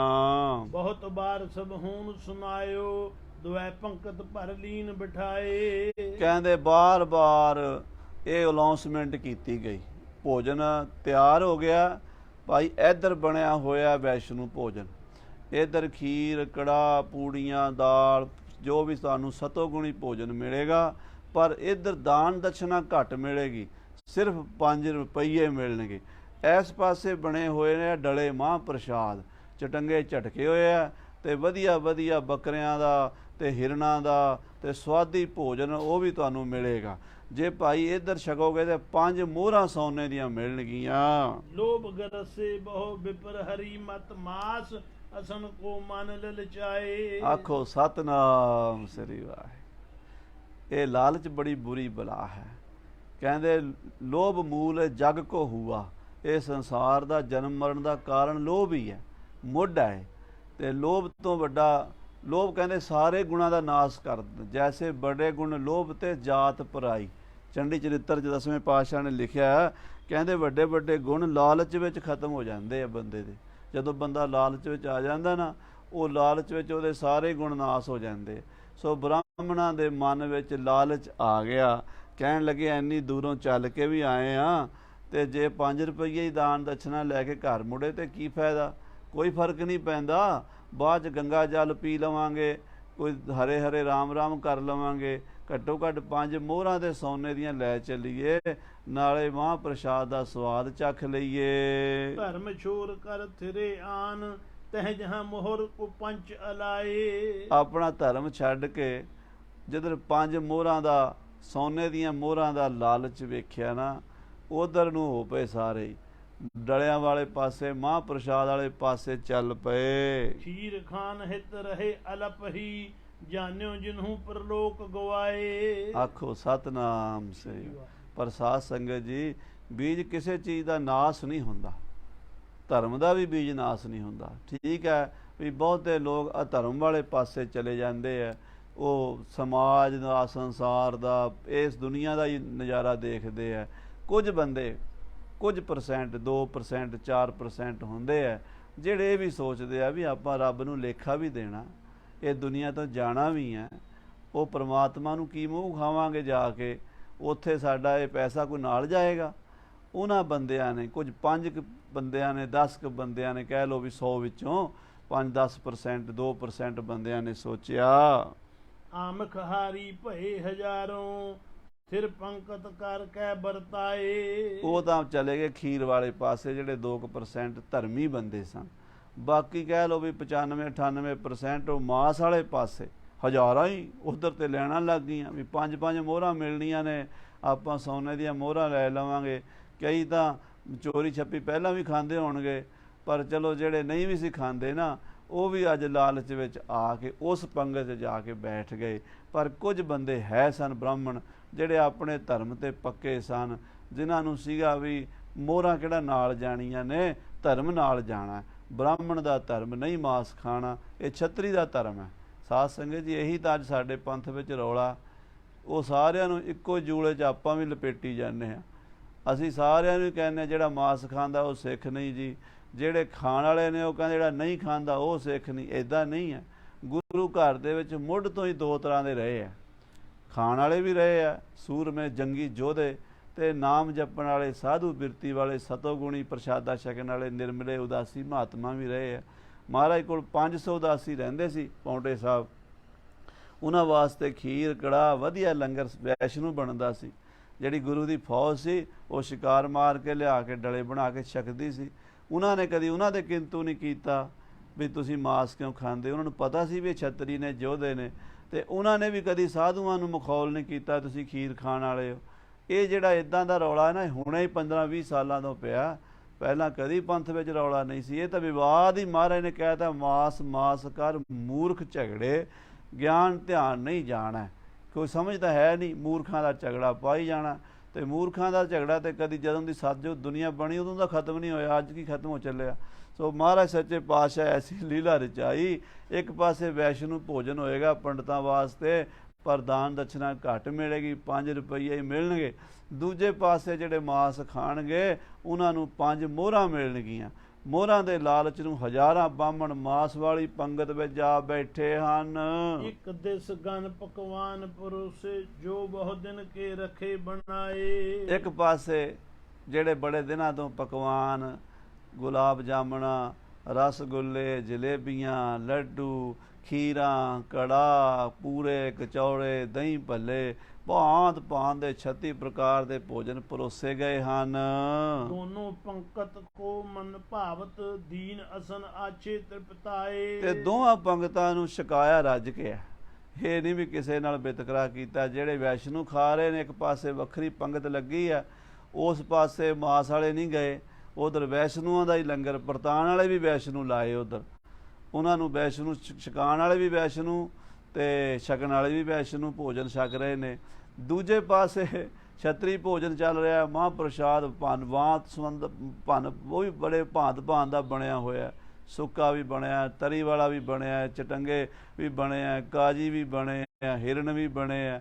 ਉਹ ਵੀ ਮਹਾਰਾਜ ਨੇ ਕਿਹਾ ਵੀ ਇਹਨਾਂ ਨੂੰ ਵੀ ਨਿਹਾਲ ਕਰ ਦਿਓ, ਜਿਹੋ ਜਿਹਾ ਵੀ ਛਕਣਾ ਚਾਹੁੰਦੇ ਆ ਉਹਨਾਂ ਨੂੰ ਵੀ ਵਧੀਆ ਛਕਾ ਕੇ ਦੋਵਾਂ ਨੂੰ ਰਜਾਇਆ ਚੰਗੀ ਤਰ੍ਹਾਂ। ਜੇ ਤੱਕ ਚਾਹਿਓ ਅਰਪ ਸਭਨ ਕੋ, ਜਲ ਤੇ ਚੁਰਾ ਕਰਿਓ ਸਮੁਦਾਏ। ਸਾਰਿਆਂ ਨੂੰ ਰਜਾ ਕੇ ਛਕਾ ਕੇ ਜਦੋਂ ਸਾਰਿਆਂ ਨੇ ਕੁਰਲੀ ਕੀਤੀ, ਹੱਥ ਧੋਏ ਨੇ ਹੈ, ਪ੍ਰਭ ਸੋ ਭਨਿਓ ਸੁਨੋ ਸ਼੍ਰੀ ਸਤਿਗੁਰ, ਆਮਖ ਹਾਰੀ ਦਿਜ ਸਮੁਦਾਏ। ਤੇ ਸਿੱਖਾਂ ਨੇ ਜਾ ਕੇ ਮਹਾਰਾਜ ਨੂੰ, ਦੀਵਾਨ ਆਨੰਦ ਚੰਦ ਜੀ ਨੇ, ਪੰਡਿਤ ਦਇਆ ਰਾਮ ਜੀ ਨੇ ਦੱਸਿਆ, ਸਤਿਗੁਰੂ ਜੀ 2 ਪੰਗਤਾਂ ਆਪ ਜੀ ਦੇ ਹੁਕਮ ਨਾਲ ਲੱਗ ਗਈਆਂ, ਦੋਹਾਂ ਪਾਸਿਆਂ ਲੰਗਰ ਛਕ ਲਿਆ, ਪਰ ਮਹਾਰਾਜ ਮਾਸ ਵਾਲੇ ਪਾਸੇ ਪੰਡਤਾਂ ਦੀ ਭੀੜ ਜ਼ਿਆਦਾ ਹੈ ਤੇ ਵੈਸ਼ਨੂੰ ਵਾਲੇ ਪਾਸੇ ਸਿਰਫ 10-20 ਬੰਦੇ ਹੀ, ਥੋੜੇ ਹੀ ਰਹੇ ਹਨ।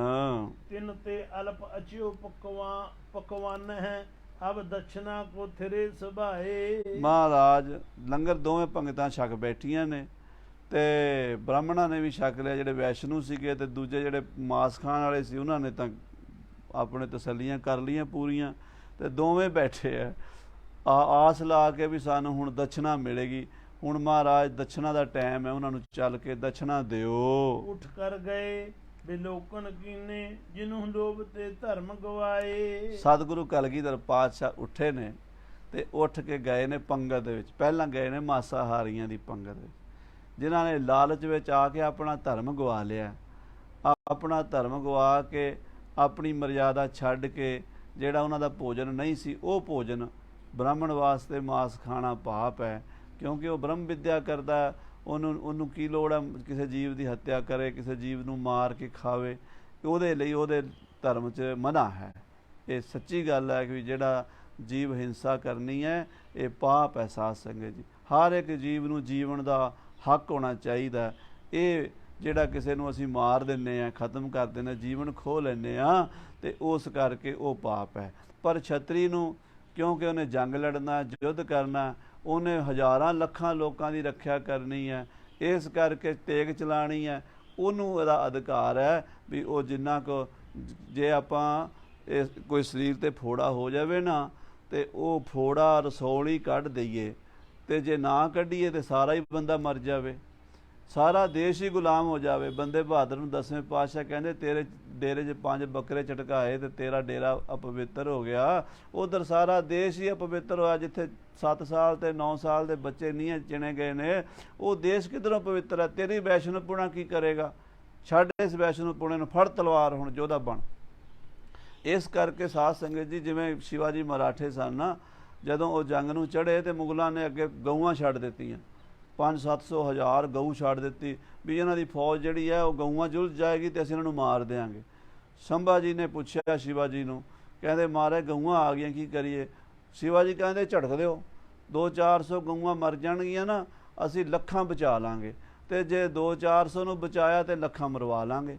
ਇਸ ਕਰਕੇ ਖਾਲਸਾ ਜੀ, ਛਤਰੀ ਯੋਧੇ ਨੂੰ ਅਧਿਕਾਰ ਹੈ, ਜਿਵੇਂ ਡਾਕਟਰ ਨੂੰ ਅਧਿਕਾਰ ਹੈ ਵੀ ਉਹ ਫੋੜਾ ਕੱਢ ਸਕਦਾ ਚਾਕੂ ਦੇ ਨਾਲ ਤਾਂ ਕਿ ਉਹਦੀ ਬੰਦੇ ਦੀ ਜਾਨ ਬਚ ਜਾਏ। ਜੇ ਦੇਸ਼ ਨੂੰ ਬਚਾਉਣਾ ਹੈ, ਜੇ ਆਪਣੇ ਕਲਚਰ ਨੂੰ ਬਚਾਉਣਾ ਹੈ ਤਾਂ ਸੂਰਮਾ ਛੱਕ ਕੇ, ਮਾਰ ਕੇ, ਝਟਕਾ ਕੇ ਯੁੱਧ ਲੜਦਾ ਹੈ, ਉਹਨੂੰ ਉਹਦੀ ਗੱਲ ਵੱਖਰੀ ਹੈ। ਪਰ ਜੇ ਕੋਈ ਵਿਚਾਰਾ ਸਾਧੂ ਹੈ, ਸੰਤ ਹੈ, ਬ੍ਰਾਹਮਣ ਹੈ, ਅੰਮ੍ਰਿਤ ਵੇਲੇ ਉੱਠਦਾ, ਨਾਮ ਜਪਦਾ, ਮਾਲਾ ਫੇਰਦਾ, ਸ਼ਸਤਰ ਨੂੰ ਕਦੀ ਫੜ ਕੇ ਨਹੀਂ ਵੇਖਿਆ, ਸ਼ਸਤਰ ਦਾ ਉਹਨੂੰ ਪਤਾ ਨਹੀਂ, ਤੇ ਉਹ ਆਪਣੇ ਸਵਾਦ ਲਈ ਜੀਭ ਨੂੰ ਚਸਕੇ ਲਾ ਲਾ ਕੇ ਮੀਟ ਖਾਂਦਾ, ਮਾਸ ਖਾਂਦਾ, ਉਹ ਪਾਪੀ ਹੈ। ਉਸ ਕਰਕੇ ਬ੍ਰਾਹਮਣਾਂ ਨੇ ਆਪਣਾ ਧਰਮ ਗਵਾ ਲਿਆ, ਉਹਨਾਂ ਨੇ ਮਾਸ ਖਾ ਲਿਆ। 12 ਬਾਰ ਉਚਾਰਤ ਘਰ ਹੈ, ਨਹੀਂ ਵਿਪਰ ਤੁਮ ਦੰਭ ਕਮਾਏ। ਤੇ ਮਹਾਰਾਜ 10ਵੇਂ ਪਾਤਸ਼ਾਹ ਬੜੇ ਜਲਾਲ ਚ ਆ ਕੇ ਨਾ, ਗੁੱਸੇ ਚ ਆ ਕੇ ਧਿਕਾਰਾਂ ਪਾਈਆਂ। ਫਿਰ ਕਹਿੰਦੇ ਲਾਹਨਤ ਹੈ ਤੁਹਾਨੂੰ, ਤੁਸੀਂ ਬ੍ਰਾਹਮਣ ਨਹੀਂ ਹੋ, ਬ੍ਰਾਹਮਣਾਂ ਦੇ ਪੁੱਤਰ ਹੋ ਕੇ ਤੁਸੀਂ ਆਪਣੇ ਧਰਮ ਨੂੰ ਲਾਜ ਲਾ ਲਈ, ਤੁਸੀਂ ਬ੍ਰਾਹਮਣਾਂ ਦੇ ਪੁੱਤਰ ਹੋ ਕੇ ਆਪਣਾ ਧਰਮ ਗਵਾ ਲਿਆ, ਲਾਹਨਤ ਹੈ ਤੁਹਾਨੂੰ, ਤੁਸੀਂ ਆਪਣੇ ਧਰਮ ਨੂੰ ਗਵਾ ਬੈਠੇ ਹੋ। ਲਾਲਚ ਵਿੱਚ ਆ ਕੇ ਆਪਣਾ ਧਰਮ ਛੱਡ ਦਿੱਤਾ। ਕੀ ਹੈ? ਪੈਸੇ ਦੇ 4 ਛਿੱਲੜ ਨੇ, 5 ਮੋਹਰਾਂ ਨਾਲ ਤੁਸੀਂ ਕੋਈ ਸਾਰੀ ਉਮਰ ਬਾਦਸ਼ਾਹ ਬਣ ਚੱਲੇ ਹੋ? ਕੀ ਅੱਗੇ ਦਰਗਾਹ ਵਿੱਚ ਤੁਹਾਡੇ ਨਾਲੇ ਜਾਣਗੀਆਂ? ਮਹਾਰਾਜ ਨੇ ਲਾਹਨਤਾਂ ਪਾਈਆਂ ਹਨ।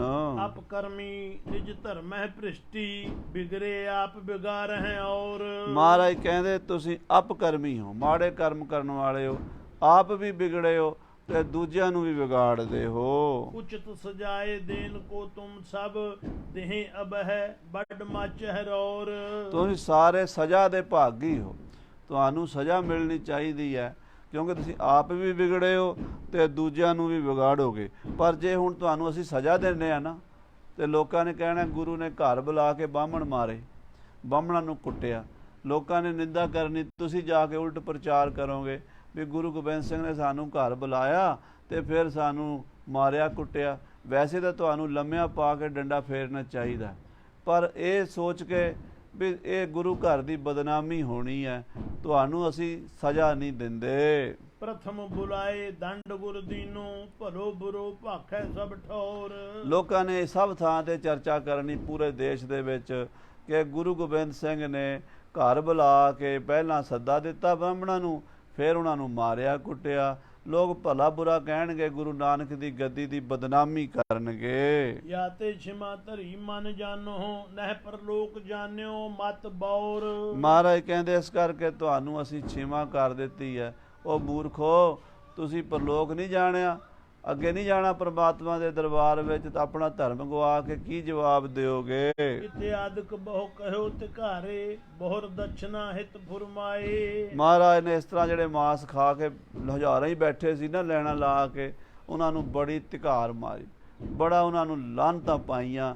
ਤੇ ਫਿਰ ਆਪਣੇ ਪ੍ਰੋਤ ਦਇਆ ਰਾਮ ਜੀ ਨੂੰ ਕਿਹਾ ਵੀ ਪੰਡਤ ਜੀ ਤੁਸੀਂ ਇਹਨਾਂ ਨੂੰ ਦਛਨਾ ਦੇ ਦਿਓ। ਪੰਚ ਪੰਚ ਇਨ ਦੇਹੋ ਰਜਤ ਪਣ, ਨਹਿ ਛੂਛੇ ਨਿਜ ਸਦਨ ਸਿਧਾਏ। ਚਲੋ 5-5 ਰੁਪਈਏ ਹੁਣ ਇਹਨਾਂ ਨੂੰ ਦੇ ਦਿਓ। ਮਹਾਰਾਜ ਨੇ 5 ਸ਼ਰਫੀਆਂ ਕਹੀਆਂ ਸੀ ਤੇ ਉਹ ਹੁਣ ਉਸੇ ਲਾਲਚ ਨਾਲ ਮਾਸ ਖਾਦਾ ਸੀ, ਪਰ ਆਪਣਾ ਧਰਮ ਗਵਾ ਲਿਆ ਸੀ। ਮਹਾਰਾਜ ਕਹਿੰਦੇ ਇਹਨਾਂ ਨੂੰ 5-5 ਰੁਪਈਏ ਦਿਓ ਜਿਨ੍ਹਾਂ ਨੇ ਮਾਸ ਖਾਦਾ ਹੈ, ਘਰ ਖਾਲੀ ਦਾ ਨਾ ਜਾਣ। ਇਹ ਘਰ ਇਹ ਤਾਂ ਨਾ ਕਹਿਣ ਵੀ ਗੁਰੂ ਨੇ ਸਾਨੂੰ ਘਰ ਬੁਲਾ ਕੇ ਸੱਦਾ ਦੇ ਕੇ ਖਾਲੀ ਤੋਰ ਦਿੱਤਾ ਹੈ। ਪੁਨ ਪੰਕਤ ਦੂਜੀ ਮਹਿ ਗਮਨੇ, ਸਾਧ ਸਾਧ ਸ਼੍ਰੀ ਬਦਨ ਅਲਾਏ। ਫਿਰ ਸਤਿਗੁਰੂ ਸੱਚੇ ਪਾਤਸ਼ਾਹ ਦੂਜੀ ਪੰਗਤ ਗਏ ਜਿੱਥੇ ਵੈਸ਼ਨੂ ਬ੍ਰਾਹਮਣ ਬੈਠੇ ਸਨ, ਆਪਣੇ ਧਰਮ ਦੇ ਪੱਕੇ ਸਨ, ਹੈ ਤਾਂ ਥੋੜੇ ਸਨ ਵਿਚਾਰੇ ਉਹ, ਪਰ ਮਹਾਰਾਜ ਉਹਨਾਂ ਵੱਲ ਵੇਖ ਕੇ ਸ਼ਾਬਾਸ਼ ਸ਼ਾਬਾਸ਼ ਬੋਲੇ। ਧਰ ਸੰਤੋਸ਼ ਧਰਮ ਨਹਿ ਛੋਰਿਓ, ਜੋ ਪਰਲੋਕ ਮੈਂ ਕਰਹਿ ਸਹਾਏ। ਮਹਾਰਾਜ ਕਹਿੰਦੇ ਤੁਹਾਨੂੰ ਤੁਸੀਂ ਸੰਤੋਖ ਰੱਖਿਆ, ਆਪਣਾ ਧਰਮ ਨਹੀਂ ਛੱਡਿਆ ਜਿਹੜਾ ਪਰਲੋਕ ਵਿੱਚ ਸਹਾਇਤਾ ਕਰਦਾ, ਕਿਉਂਕਿ ਅੱਗੇ ਦਰਗਾਹ ਜਿਹੜਾ ਧਰਮ ਨੇ ਨਾਲ ਜਾਣਾ, ਹੋਰ ਕੋਈ ਚੀਜ਼ ਨਾਲ ਨਹੀਂ ਜਾਂਦੀ। ਹਾਂਜੀ। ਪੰਜ ਪੰਜ ਦੀਨਾਰ ਦੀਨ ਤਿੰਨ, ਸ਼ਿਵਰ ਕਰਾਇਓ ਪੁਨ ਸਨਮਾਨ। ਤੇ ਆਪਣੇ ਹੱਥੀ ਮਹਾਰਾਜ ਇਹਨਾਂ ਨੂੰ 5-5 ਮੋਹਰਾਂ ਦਿੱਤੀਆਂ। ਜਿਹੜੇ ਧਰਮ 'ਚ ਪੱਕੇ ਸੀ ਨਾ, ਉਹਨਾਂ ਨੂੰ 5-5 ਮੋਹਰਾਂ ਦੇ ਕੇ ਸੱਚੇ ਪਾਤਸ਼ਾਹ ਮਹਾਰਾਜ ਗੁਰੂ ਗੋਬਿੰਦ ਸਿੰਘ ਸਾਹਿਬ ਜੀ ਨੇ ਉਹਨਾਂ ਦਾ ਡੇਰਾ ਕਰਾਇਆ ਕਿ ਤੁਸੀਂ ਨਹੀਂ ਜਾਣਾ। ਜਿਹੜੇ ਮਾਸ ਖਾਣ ਵਾਲੇ 5-5 ਰੁਪਈਏ ਦੇ ਕੇ ਨਾਲ ਹੀ ਤੋਰਤਾ ਵੀ ਜਾਓ ਵਾਪਸ, ਤੁਹਾਡੀ ਇੱਥੇ ਕੋਈ ਲੋੜ ਨਹੀਂ। ਪਰ ਜਿਹੜੇ ਬੰਦੇ ਸਨ ਨਾ ਧਰਮੀ ਸੰਤੋਖੀ, ਉਹਨਾਂ ਨੂੰ ਮਹਾਰਾਜ ਕਹਿੰਦੇ ਤੁਸੀਂ 2-4 ਦਿਨ ਸਾਡੇ ਕੋਲ ਠਹਿਰਨਾ, ਅਸੀਂ ਤੁਹਾਡੀ ਹੋਰ ਸੇਵਾ ਕਰਨੀ ਹੈ। ਆਮਖ ਹਾਰੀ ਰੁਖਸਦ ਕੀਨੇ, ਪਹੁੰਚੇ ਆਪ ਆਪਣੇ ਥਾਨ। ਮਾਸ ਖਾਣ ਵਾਲੇ ਤੋਰ ਦਿੱਤੇ ਤੇ ਉਹ ਆਪਣੇ ਆਪਣੇ ਪਿੰਡਾਂ ਸ਼ਹਿਰਾਂ ਨੂੰ ਸ਼ਰਮਿੰਦੇ ਹੋਏ ਚਲੇ ਗਏ। ਪਛਤਾਵਤ ਬਹੁ ਹਾਸ ਹੋਇਓ ਤਿਨ, ਸਰਿਓ ਨਾ ਕਾਰਜ ਸੰਕਟ ਮਾਨ। ਹੁਣ ਪਛਤਾ ਰਹੇ ਨੇ, ਬੜੀ ਲੋਕ ਹਾਸੀ ਕਰਦੇ ਨੇ।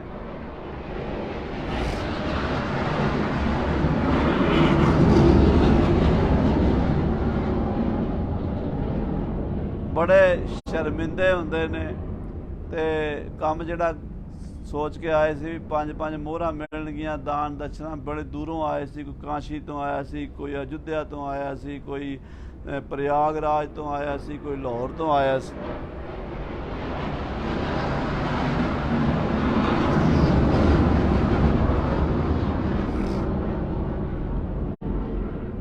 ਉਹ ਮਾਸ ਖਾਣ ਵਾਲਿਆਂ ਨੂੰ ਤਾਂ ਮਹਾਰਾਜ ਨੇ ਤੋਰ ਦਿੱਤਾ ਤੇ ਜਾਂਦੇ ਬੜੇ ਮਨ ਵਿੱਚ ਝੂਰਦੇ ਜਾਂਦੇ ਆ ਵੀ ਅਸੀਂ ਆਪਣਾ ਧਰਮ ਵੀ ਗਵਾ ਲਿਆ।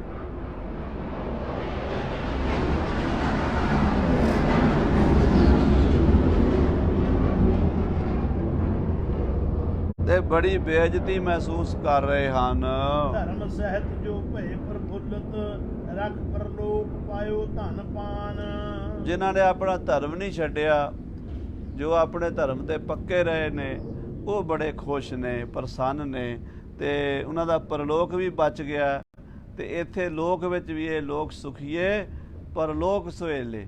ਮਹਾਰਾਜ ਨੇ 5-5 ਮੋਹਰਾਂ ਵੀ ਦਿੱਤੀਆਂ ਨੇ ਤੇ ਉਹਨਾਂ ਦਾ ਸਨਮਾਨ ਵੀ ਬੜਾ ਕੀਤਾ ਹੈ। ਕਲਗੀ ਧਰ ਕੋ ਕੌਤਕ ਐਸੋ, ਬਿਦਤ ਭਇਓ ਤਬ ਸਗਲ ਜਹਾਨ। ਇਹ ਕਲਗੀਧਰ ਪਾਤਸ਼ਾਹ ਦਾ ਗੁੱਝਾ ਕੌਤਕ ਜਦੋਂ ਸਾਰੇ ਸੰਸਾਰ 'ਚ ਪ੍ਰਗਟ ਹੋ ਗਿਆ, ਦੂਰ ਦੂਰ ਤੱਕ ਇਹਦੀ ਖਬਰ ਪਹੁੰਚ ਗਈ। ਕਈ ਬਾਹਮਣਾਂ ਨੇ ਤੇ ਆਪ ਹੀ ਆਪਣੇ ਟੱਬਰ ਵਾਲਿਆਂ ਨੂੰ ਜਾ ਕੇ ਦੱਸਿਆ ਹੋਣਾ, ਤੇ ਉਹ ਗਾਂ ਦੀ ਗਾਂ ਬੀਬੀਆਂ ਤੋਂ ਪਤਾ ਲੱਗ ਜਾਂਦਾ, ਤੇ ਕਈਆਂ ਨੂੰ ਪਿੰਡ 'ਚ ਪਤਾ ਲੱਗ ਗਿਆ ਤੇ ਉਹ ਬਾਹਮਣਾਂ ਦੇ ਵਿਰੋਧੀ ਵੀ ਹੁੰਦੇ ਆ ਕਈ। ਉਹ ਕਹਿੰਦੇ ਆ ਪੰਡਿਤ ਗਿਆ ਸੀ ਸਾਡੇ ਪਿੰਡ ਵਾਲਾ, ਇਹ ਉੱਥੇ ਮੀਟ ਖਾ ਕੇ ਆਇਆ। ਉਹ ਪਿੰਡ ਵਾਲੇ ਵੀ ਉਹਨੂੰ ਦੁਰ ਕਰਦੇ ਹਨ। ਇਮ ਪਰਖਣ ਕਰ ਦਿਜਬਰ ਰਾਖੇ, ਸੁਧ ਤਿਨ ਕੀਲੇ ਖਾਨ ਰੂਪਾਨ। ਫਿਰ ਮਹਾਰਾਜ ਜੀ ਨੇ ਪਰਖ ਕੇ ਨਾ ਜਿਹੜੇ ਚੰਗੇ ਚੰਗੇ 10-20 ਬਾਹਮਣ ਰਹਿ ਗਏ ਸਨ, ਉਹਨਾਂ ਨੂੰ ਕੋਲ ਰੱਖ ਲਿਆ। ਕਹਿੰਦੇ ਤੁਸੀਂ ਸਾਡੇ ਕੋਲ ਰਵੋ, ਅਸੀਂ ਤੁਹਾਡੇ ਹੋਰ ਕੋਈ ਸੇਵਾ ਕਰਾਂਗੇ। ਖਾਣ ਪਾਣ ਦਾ ਵਧੀਆ ਉਹਨਾਂ ਦਾ ਬੰਦੋਬਸਤ ਕੀਤਾ, ਉਹਨਾਂ ਦੇ ਰਹਿਣ ਵਾਸਤੇ ਚੰਗੇ ਮਕਾਨ, ਚੰਗੀ ਰਿਹਾਇਸ਼ ਦਾ ਬੰਦੋਬਸਤ ਕੀਤਾ। ਮਹਾਰਾਜ ਨੇ ਇੱਕ ਛਾਣਾ ਲਾ ਲਿਆ, ਸਮਝੋ। ਜਿਹੜੇ ਚੰਗੇ ਸਨ ਉਹ ਰੱਖ ਲਏ, ਜਿਹੜੇ ਕੱਚੇ ਪੇਲੇ ਉਹ ਛਾਣ ਦਿੱਤੇ, ਝਾੜ ਦਿੱਤੇ। ਦਿਨ ਪ੍ਰਤ ਕਰਹਿ ਦਿਵਾਮਨ ਨੀਕੇ, ਕੇਤਕ ਸਮੈ ਬਿਤਿਓ ਮਨ ਜਾਨ। ਉਹਨਾਂ ਨੂੰ ਰੋਜ਼ ਮਹਾਰਾਜ ਚੰਗਾ ਖਾਣਾ ਦਵਾਉਂਦੇ ਆ, ਚੰਗੀ ਉਹਨਾਂ ਦੀ ਪੂਜਾ ਕਰਾਉਂਦੇ ਆ, ਚੰਗੀ ਉਹਨਾਂ ਨੂੰ ਮਾਇਆ ਦਿੰਦੇ ਆ, ਤੇ ਉਹਨਾਂ ਬ੍ਰਾਹਮਣਾਂ ਦਾ ਸਤਿਗੁਰੂ ਸਤਿਕਾਰ ਕਰਦੇ ਆ ਵੀ ਆਪਣੇ ਧਰਮ ਤੇ ਪੱਕੇ ਹਨ। ਬਸੇ ਆਨੰਦਪੁਰ ਉਰ ਆਨੰਦ ਕਰ, ਗੁਰ ਜਸ ਉਚਰਤ ਰਹੇ ਮਹਾਨ।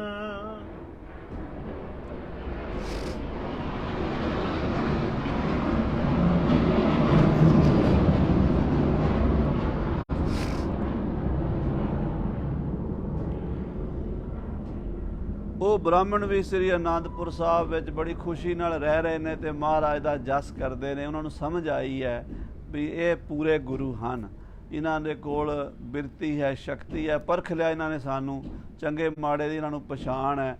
ਤੇ ਜਿਹੜੇ ਸਾਧ ਸੰਗਤ ਜੀ ਧਰਮੀ ਬੰਦੇ ਹੁੰਦੇ, ਉਹਨਾਂ ਨੂੰ ਵੀ ਚੰਗੇ ਗੁਰੂਆਂ ਦੀ ਪਛਾਣ ਹੋ ਜਾਂਦੀ ਹੈ। ਗੁਰੂਆਂ ਦੀ ਪਛਾਣ ਵੀ ਹਰ ਇੱਕ ਨੂੰ ਨਹੀਂ ਹੁੰਦੀ, ਧਰਮੀ ਬੰਦੇ ਨੂੰ ਉਹ ਜਿਹੜੇ ਧਰਮੀ ਲੋਕ ਸਨ ਉਹ ਖੁਸ਼ ਹੋ ਕੇ ਰਹਿੰਦੇ ਹਨ।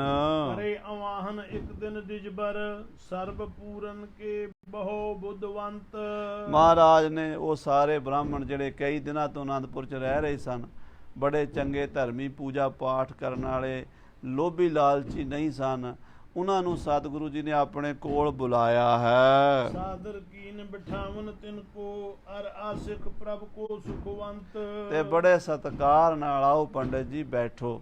ਮਹਾਰਾਜ ਦੇ ਕੋਲ ਆ ਕੇ ਨਮਸਕਾਰ ਕਰਕੇ ਪੰਡਿਤ ਬੈਠ ਗਏ ਹਨ।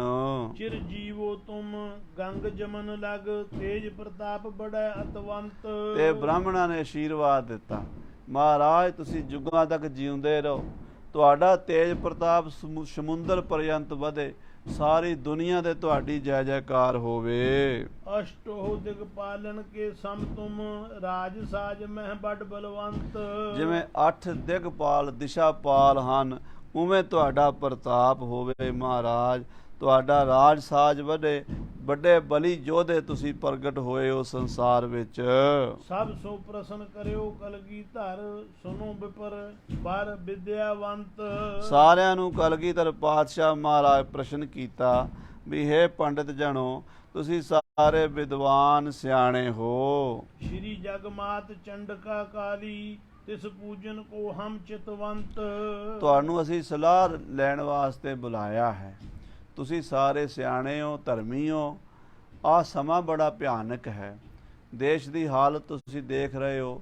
ਸਵਾ ਮਣ ਜਨੇਊ ਉਤਾਰ ਕੇ ਔਰੰਗਜ਼ੇਬ ਰੋਜ਼ ਰੋਟੀ ਖਾਂਦਾ ਹੈ। ਹਜ਼ਾਰਾਂ ਬ੍ਰਾਹਮਣਾਂ ਛਤਰੀਆਂ ਦਾ, ਹਿੰਦੂਆਂ ਦਾ ਧਰਮ ਭ੍ਰਿਸ਼ਟ ਕਰ ਰਿਹਾ ਹੈ। ਸੰਤਾਂ ਮਹਾਤਮਾ ਗੁਰੂਆਂ ਪੀਰਾਂ ਨੂੰ ਉਹ ਨਹੀਂ ਬਖਸ਼ਦਾ, ਕਿਸੇ ਉੱਤੇ ਵੀ ਉਹ ਰਹਿਮ ਨਹੀਂ ਖਾਂਦਾ। ਉਸ ਦਾ ਨਾਸ਼ ਕਰਨ ਲਈ ਸ੍ਰੀ ਜਗਮਾਤ ਚੰਡਕਾ ਕਾਲੀ, ਜੋ ਮੌਤ ਦੀ ਦੇਵੀ ਹੈ, ਜੰਗ ਦੀ ਦੇਵੀ ਹੈ, ਜੋ ਚੰਡੀ ਹੈ, ਉਹ ਅਕਾਲ ਪੁਰਖ ਦੀ ਸ਼ਕਤੀ ਹੈ। ਸਾਧ ਸੰਗਤ ਜੀ, ਪਰਮੇਸ਼ਰ ਤਾਂ ਇੱਕੋ ਹੀ ਹੈ, ਉਹਦੀ ਸ਼ਕਤੀ ਵੀ ਇੱਕੋ ਹੀ ਹੈ। ਆਖੋ ਸਤਨਾਮ ਸ੍ਰੀ ਵਾਹਿਗੁਰੂ। ਪਰਮੇਸ਼ਰ ਵੀ ਇੱਕੋ ਹੈ, ਪਰਮੇਸ਼ਰ ਦੀ ਸ਼ਕਤੀ ਵੀ ਇੱਕੋ ਹੈ। ਜਿਵੇਂ ਬਿਜਲੀ ਤਾਂ ਇੱਕੋ ਹੀ ਹੈ, ਇਲੈਕਟ੍ਰਿਕ ਪਾਵਰ ਤਾਂ ਇੱਕੋ ਹੀ ਹੈ, ਪਰ ਇਲੈਕਟ੍ਰਿਕ ਪਾਵਰ ਕੰਮ ਕਿੰਨੇ ਕਰਦੀ ਹੈ? ਕਿਤੇ ਪੱਖਾ ਚਲਾ ਰਹੀ ਹੈ, ਕਿਤੇ ਕੂਲਰ, ਕਿਤੇ ਫਰਿੱਜ, ਕਿਤੇ ਹੀਟਰ ਗਰਮੀ ਦੇ ਰਿਹਾ ਤੇ ਕੂਲਰ ਠੰਡਕ ਦੇ ਰਿਹਾ, ਏਸੀ ਠੰਡਕ ਦੇ ਰਿਹਾ। ਪਰ ਅੰਦਰ ਜਿਹੜੀ ਕਲਾ ਵਰਤ ਰਹੀ ਹੈ, ਜਿਹੜੀ ਉਹਦੇ ਅੰਦਰ ਸ਼ਕਤੀ ਵਰਤ ਰਹੀ ਹੈ, ਉਹ ਤਾਂ ਇੱਕੋ ਹੀ ਹੈ ਨਾ। ਉਹ ਜਿਹੜੀ ਸ਼ਕਤੀ ਹੈ ਯੁੱਧ ਦੇ ਰੂਪ 'ਚ ਪ੍ਰਗਟ ਹੋਵੇ। ਆਖੋ ਸਤਨਾਮ ਸ੍ਰੀ ਵਾਹਿਗੁਰੂ। ਇਹ ਗੱਲ ਨੂੰ ਧਿਆਨੀ ਪੁਰਸ਼ ਸਮਝਣਗੇ। ਸ਼ੰਕਾਵਾਦੀਆਂ ਨੇ ਤਾਂ ਰੌਲਾ ਹੀ ਪਾਉਣਾ, ਉਹਨਾਂ ਦੇ ਤਾਂ ਗੱਲ ਪੱਲੇ ਪੈਣੀ ਨਹੀਂ।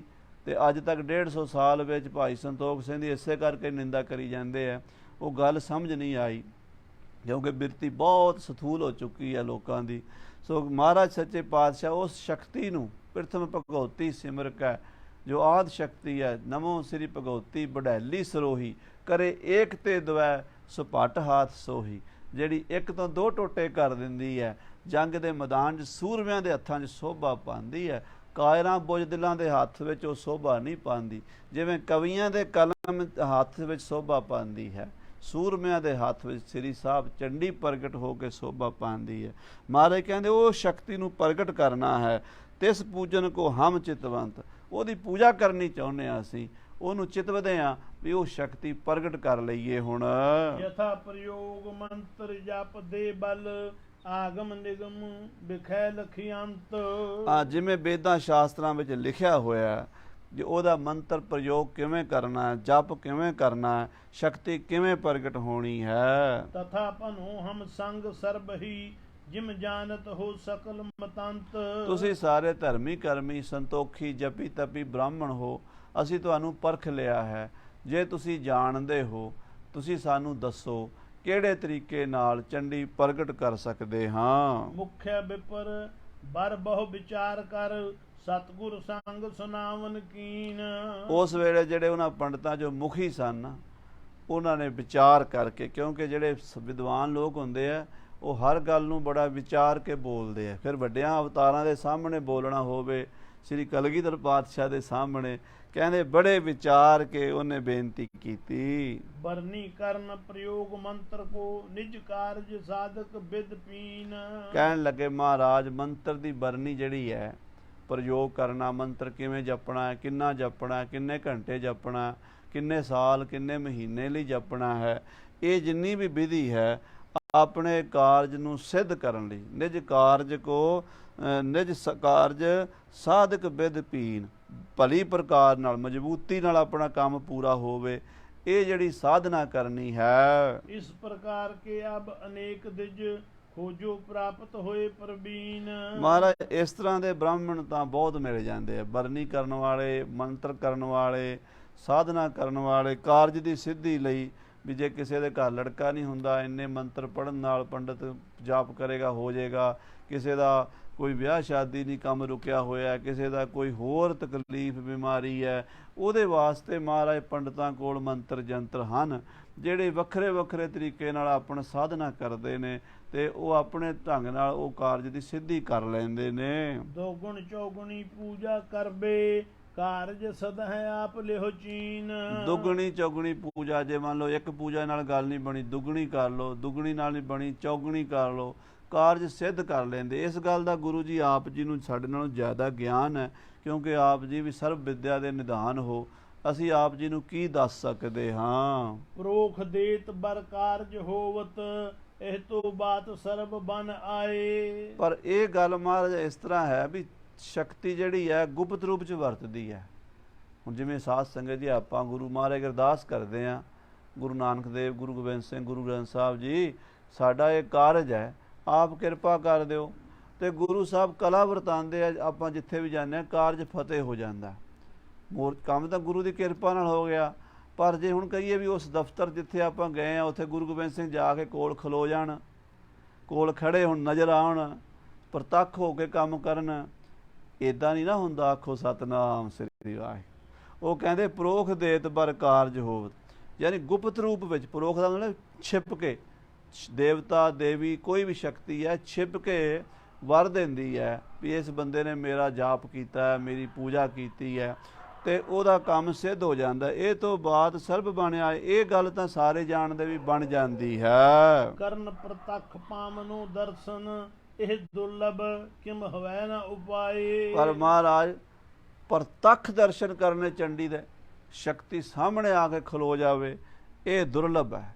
ਕਿਮ ਹੋਵੈ ਨਾ, ਇਹਦਾ ਕੋਈ ਉਪਾਅ ਨਹੀਂ ਹੋ ਸਕਦਾ। ਖਾਸ ਕਰਕੇ ਕਲਯੁਗ ਦੇ ਵਿੱਚ ਤਾਂ ਮਹਾਰਾਜ ਸੋਚ ਵੀ ਨਹੀਂ ਸਕਦੇ। ਸਤਯੁਗ ਤ੍ਰੇਤਾ ਦੁਆਪਰ ਮਾਹੀ, ਮ੍ਰਿਤ ਲੋਕ ਨਹਿ ਬਿਦਤ ਦਿਖਾਏ। ਮਹਾਰਾਜ ਸਤਯੁਗ ਤ੍ਰੇਤਾ ਦੁਆਪਰ ਪਿਛਲੇ ਯੁੱਗਾਂ ਵਿੱਚ ਵੀ ਮਿਰਤੂ ਲੋਕ ਤੇ ਇੰਨੀ ਛੇਤੀ ਦੇਵਤੇ ਪ੍ਰਸੰਨ ਨਹੀਂ ਸੀ ਹੁੰਦੇ ਬਈ ਉਹ ਆ ਕੇ ਸਾਹਮਣੇ ਖਲੋ ਜਾਣ। ਉਦੋਂ ਵੀ ਅਰਦਾਸ ਨਾਲ ਹੀ, ਧਿਆਨ ਨਾਲ ਹੀ ਕਾਰਜ ਦੀ ਸਿੱਧੀ ਹੁੰਦੀ ਸੀ। ਅਬ ਤੋ ਕਲਯੁਗ ਕਹਾਂ ਸਦਹ ਬਿਦ, ਹਮਰੇ ਮਨ ਮੈਂ ਇਸ ਬਿਦ ਆਏ। ਸਿਆਣੇ ਪੰਡਿਤ ਕਹਿਣ ਲੱਗੇ ਮਹਾਰਾਜ ਹੁਣ ਤਾਂ ਕਲਯੁਗ ਹੈ, ਕਲਯੁਗ ਦੇ ਵਿੱਚ ਦੇਵੀ ਚੰਡੀ ਪ੍ਰਤੱਖ ਹੋ ਕੇ ਦਰਸ਼ਨ ਦਵੇ ਤੇ ਇਦਾਂ ਸਿੱਧ ਹੋ ਜਾਵੇ, ਮਹਾਰਾਜ ਨਾਮੁਮਕਿਨ ਹੈ, ਅਸੰਭਵ ਬਾਤ ਹੈ, ਹੋ ਨਹੀਂ ਸਕਦੀ।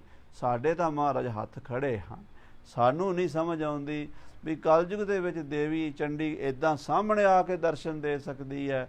ਮਹਾਰਾਜ ਸਾਡੇ ਤੋਂ ਇਹ ਨਹੀਂ ਹੋ ਸਕਦਾ। ਆਪ ਸਰਬ ਹੀ ਸਮਰਥ ਧਰਤੇ, ਕਹੋ ਚਾਹੋ ਦੁਰਲਭ ਭੀ ਪਾਏ। ਪਰ ਸੱਚੇ ਪਾਤਸ਼ਾਹ ਆਪ ਕਲਯੁਗ ਦੇ ਵਿੱਚ ਅਵਤਾਰ ਹੋ ਪਰਮੇਸ਼ਰ ਦਾ, ਆਪ ਚਾਹੋ ਕਰ ਸਕਦੇ ਹੋ। ਆਖੋ ਸਤਨਾਮ ਸ੍ਰੀ। ਪੰਡਿਤ ਕਹਿੰਦੇ ਸਾਡੇ ਵੱਸ ਦੀ ਗੱਲ ਨਹੀਂ। ਸਾਧ ਸੰਗਤ ਜੀ ਇੱਥੋਂ ਨੁਕਤਾ ਸਮਝ ਕੇ ਅੱਗੇ ਸਾਰੀ ਕਥਾ ਸਮਝ ਆਉਣੀ ਹੈ। ਜਿਹੜੇ ਇਹਨਾਂ ਪ੍ਰਸੰਗਾਂ ਨੂੰ ਇੱਕਦਮ ਹੀ ਕੰਡੈਮ ਕਰੀ ਜਾਂਦੇ ਆ, ਉਹਨਾਂ ਨੂੰ ਅਜੇ ਇਹ ਪ੍ਰਸੰਗ ਧਿਆਨ ਨਾਲ ਪੜ੍ਹਿਆ ਹੀ ਨਹੀਂ, ਉੱਤੋਂ ਨਿਗਾਹ ਮਾਰ ਲੈਂਦੇ ਆ, ਜਾਂ 10 ਪੰਨੇ 20 ਪੰਨੇ ਸੂਰਜ ਪ੍ਰਕਾਸ਼ ਦੇ ਪਲਟ ਕੇ ਫਿਰ ਅੱਗੋਂ ਕਥਾ ਸ਼ੁਰੂ ਕਰ ਲੈਂਦੇ ਆ। ਨਹੀਂ, ਕਥਾ ਸਾਰੀ ਬਰੀਕੀ ਨਾਲ ਸਮਝੋ, ਟਾਈਮ ਲੱਗਦਾ। ਇਹ ਗੁਰੂ ਦੀ ਮਹਾਂਪੁਰਸ਼ਾਂ ਦੀ ਸੰਤਾਂ ਦੀ ਸੰਗਤ ਕਰੀਏ, ਗੁਰੂ ਸਾਹਿਬ ਦੀ ਕਿਰਪਾ ਹੋਵੇ ਤਾਂ ਸਮਝ ਆਉਂਦੀ। ਦੇਖੋ ਪੰਡਿਤ ਕਹਿੰਦੇ ਆ ਵੀ ਸਾਡੇ ਵੱਸ ਨਹੀਂ ਹੈ ਚੰਡੀ ਪ੍ਰਗਟ ਕਰਨੀ, ਅਸੀਂ ਇਸ ਕਲਯੁਗ ਦੇ ਵਿੱਚ ਤਾਂ ਆਸ ਹੀ ਨਹੀਂ ਕਰ ਸਕਦੇ। ਤਾਂ ਸਤਯੁਗ ਵਿੱਚ ਵੀ ਬੜਾ ਔਖਾ ਕੰਮ ਸੀ, ਜਦੋਂ ਸਾਰੇ ਧਰਮੀ ਲੋਕ ਸਨ, ਉਦੋਂ ਵੀ ਇਹ ਇੰਨੀ ਛੇਤੀ ਸ਼ਕਤੀ ਸਾਹਮਣੇ ਆ ਕੇ ਖਲੋ ਜਾਵੇ, ਚੰਡੀ ਪ੍ਰਗਟ ਹੋ ਜਾ, ਉਦੋਂ ਵੀ ਨਹੀਂ ਹੁੰਦਾ ਸੀ। ਤੇ ਕਲਯੁਗ ਦੇ ਵਿੱਚ ਤਾਂ ਮਹਾਰਾਜ ਅਸੰਭਵ ਅਸੰਭਵ ਅਸੰਭਵ ਹੈ। ਪਰ ਤੁਸੀਂ ਮਹਾਰਾਜ ਆਪ ਸਰਬ ਹੀ ਸਮਰਥ ਧਰਤੇ, ਤੁਸੀਂ ਸਾਰੀ ਸ਼ਕਤੀ ਧਾਰਨ ਵਾਲੇ ਹੋ। ਕਹੋ ਚਾਹੋ ਦੁਰਲਭ ਵੀ ਪਾਏ, ਜਿਹੜੀ ਨਹੀਂ ਹੋ ਸਕਦੀ ਉਹ ਵੀ ਤੁਸੀਂ ਕਰ ਸਕਦੇ ਹੋ, ਕਿਉਂਕਿ ਤੁਸੀਂ ਗੁਰੂ ਨਾਨਕ ਦੀ ਜੋਤ ਹੋ। पूजन मंत्र पठन आराधन एक कांसी में है दिजराए। ਬਾਕੀ ਆਪ ਜੀ ਨੇ ਪੁੱਛਿਆ ਵੀ ਕੋਈ ਪੂਜਾ ਕਰਨ ਵਾਲਾ, ਕੋਈ ਹਮਨ ਕਰਨ ਵਾਲਾ, ਕੋਈ ਬਰਨੀ ਕਰਨ ਵਾਲਾ ਪੂਰਾ ਪੰਡਤ ਮਹਾਰਾਜ ਸਾਡੇ 'ਚ ਕੋਈ ਨਹੀਂ। ਅਸੀਂ ਜਿੰਨੇ ਵੀ ਬੈਠੇ ਹਾਂ ਸਾਡੇ ਵੱਸ ਦੀ ਗੱਲ ਨਹੀਂ।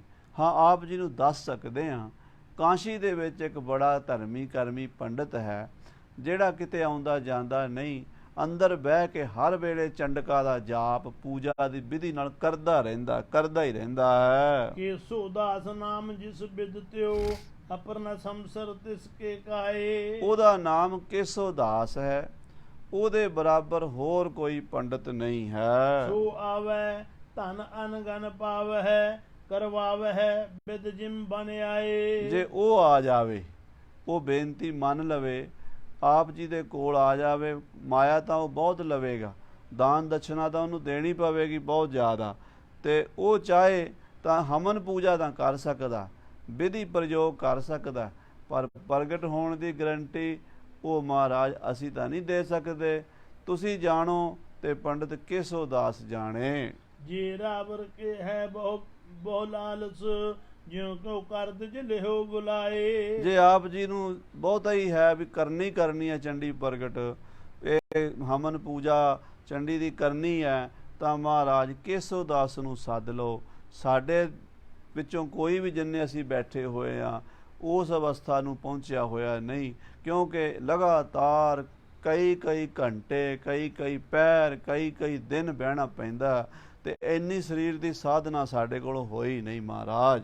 तुम समरथ अकर्ण पे कर लिहो अपर जे पंडित कै नर राए। ਮਹਾਰਾਜ ਤੁਸੀਂ ਸਮਰੱਥ ਹੋ, ਜਿਹੜਾ ਨਹੀਂ ਹੋ ਸਕਦਾ ਉਹ ਵੀ ਕਰ ਸਕਦੇ ਹੋ, ਪਰ ਹੋਰ ਕੋਈ ਪੰਡਤ ਜਾਂ ਕੋਈ ਰਾਜਾ ਇਸ ਕਲਯੁਗ ਦੇ ਵਿੱਚ ਚੰਡੀ ਪ੍ਰਗਟ ਕਰਾਉਣ ਦਾ ਹਮਨ ਨਹੀਂ ਕਰਾ ਸਕਦਾ। करबो कहूँ रहो तिनहूँ ते नहीं नाम ले सकै लजाए। ਕਰਨਾ ਤਾਂ ਬੜੀ ਦੂਰ ਦੀ ਗੱਲ ਹੈ ਮਹਾਰਾਜ, ਚੰਡੀ ਪ੍ਰਗਟ ਕਰਨ ਦੀ ਗੱਲ ਇਹ ਤਾਂ ਬੜੀ ਦੂਰ ਦੀ ਗੱਲ ਹੈ ਮਹਾਰਾਜ। ਕਲਯੁਗ ਦੇ ਰਾਜੇ ਤੇ ਕਲਯੁਗ ਦੇ ਪੰਡਤ ਨਾਮ ਹੀ ਨਹੀਂ ਲੈ ਸਕਦੇ ਡਰਦੇ ਮਾਰੇ, ਵੀ ਜੇ ਚੰਡੀ ਪ੍ਰਗਟ ਦੀ ਗੱਲ ਚੱਲਣੀ ਹੈ ਉੱਥੇ ਖੂਨ ਦੀਆਂ ਨਦੀਆਂ ਵਗਣੀਆਂ, ਉੱਥੇ ਸ਼ਹੀਦੀਆਂ ਹੋਣੀਆਂ, ਉੱਥੇ ਜੰਗ ਯੁੱਧ ਹੋਣੇ ਆ। ਪਹਿਲੀ ਗੱਲ ਦਾ ਡਰਦਾ ਮਾਰਾ ਚੰਡੀ ਦਾ ਨਾਂ ਹੀ ਨਹੀਂ ਕੋਈ ਲੈਂਦਾ। ਆ ਕਈ ਸਾਡੇ ਭਰਾ ਵੀ ਨਾ, ਉਹ ਜੇ ਕੋਈ ਚੰਡੀ ਦਾ ਪਾਠ ਕਰਨ ਲੱਗ ਜਾਵੇ ਤੇ ਉਹਨੂੰ ਰੋਕ ਦਿੰਦੇ ਆ, ਉਹ ਚੰਡੀ ਦੀ ਵਾਰ ਨਾ ਪੜੋ, ਘਰ 'ਚ ਲੜਾਈ ਹੋ ਜਾਏਗੀ। ਡਰਪੋਕ ਲੋਕ ਜੇ ਨੇ, ਬੁੱਝ ਦਿਲ ਨੇ, ਬਾਣੀ ਤੋਂ ਵੀ ਡਰਦੇ ਨੇ। ਉਸੇ ਤਰ੍ਹਾਂ ਹਿੰਦੂਆਂ ਵਿੱਚ ਵੀ ਸੀਗਾ, ਬਾਹਮਣ ਵੀ ਡਰਦੇ ਸੀ, ਤੇ ਰਾਜੇ ਵੀ ਜਿਹੜੇ ਸੀ ਹਿੰਦੂਆਂ ਦੇ ਉਹ ਵੀ ਡਰਦੇ ਸੀ। ਉਧਰੋਂ ਔਰੰਗਜ਼ੇਬ ਤੋਂ ਡਰਦੇ ਮਾਰੇ ਦੇ ਸਾਹ ਸੁੱਕੇ ਰਹਿੰਦੇ ਸੀ ਹਿੰਦੂ ਰਾਜਿਆਂ ਦੇ। ਸੋ ਮਹਾਰਾਜ ਸੱਚੇ ਪਾਤਸ਼ਾਹ ਜੀ, ਇਸ ਵੇਲੇ ਤਾਂ ਇੰਨਾ ਡਰ ਹੈ ਵੀ ਚੰਡੀ ਦਾ ਨਾਂ ਲੈਣ ਤੋਂ ਵੀ ਸਾਹ ਸੁੱਕਦੇ ਨੇ ਲੋਕਾਂ ਦੇ। श्री कलगीधर सुन दिज गन ते लोक रीत जिम पे हर खाए। ਆਖੋ ਸਤਨਾਮ ਸ੍ਰੀ ਕਲਗੀਧਰ ਸੁਣ ਦਿਜ ਗਣ ਤੇ। ਪੰਡਤਾਂ ਕੋਲੋਂ ਗੱਲ ਸੁਣ ਕੇ ਨਾ ਲੋਕ ਰੀਤ ਜਿਮ ਪੇ ਹਰ ਖਾਏ, ਜਿਵੇਂ ਲੋਕ ਖੁਸ਼ ਹੁੰਦੇ ਨਾ ਉਦਾਂ ਹੀ ਨਰ ਲੀਲਾ ਤਾਂ ਖੁਸ਼ ਹੋਏ।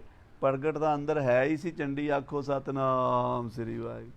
ਚੰਡੀ ਦਾ ਅੰਦਰ ਹੀ ਸੀ, ਪ੍ਰਗਟ ਕਰਨੀ ਸੀ। ਕਿਵੇਂ ਕਰਨੀ ਸੀ? ਖਾਲਸੇ 'ਚ ਪ੍ਰਗਟ ਕਰਨੀ ਸੀ, ਸਮਾਜ 'ਚ ਪ੍ਰਗਟ ਕਰਨੀ ਸੀ। ਮਹਾਰਾਜ ਦੇ ਅੰਦਰ ਦਾ ਪ੍ਰਗਟ ਸੀ। ਅੱਜ ਕੱਲ੍ਹ ਕਈ ਸ਼ੰਕਾ ਕਰਦੇ ਨਾ, ਅਖੇ ਜੀ ਗੁਰੂ ਗੋਬਿੰਦ ਸਿੰਘ ਨੂੰ ਕੀ ਲੋੜ ਸੀ ਚੰਡੀ ਪ੍ਰਗਟ ਕਰਨ ਦੀ, ਉਹਦੇ ਆਪ ਹੀ ਅਵਤਾਰ ਸੀਗੇ। ਇਹ ਤਾਂ ਬਿਲਕੁਲ ਠੀਕ ਹੈ, ਉਹ ਆਪ ਅਵਤਾਰ ਸੀ ਤੇ ਚੰਡੀ ਉਹਨਾਂ ਦੇ ਹਿਰਦੇ ਵਿੱਚ ਹੀ ਸੀਗੀ। ਪਰ ਸਮਾਜ ਨੂੰ ਕਿਵੇਂ ਦਿਖਾਣੀ ਹੈ? ਸੰਸਾਰ ਨੂੰ ਤਾਂ ਕੋਈ ਕਿਸੇ ਰੂਪ ਵਿੱਚ ਪ੍ਰਤੀਕ ਬਣਾ ਕੇ ਦਿਖਾਉਣਾ ਪੈਂਦਾ ਨਾ।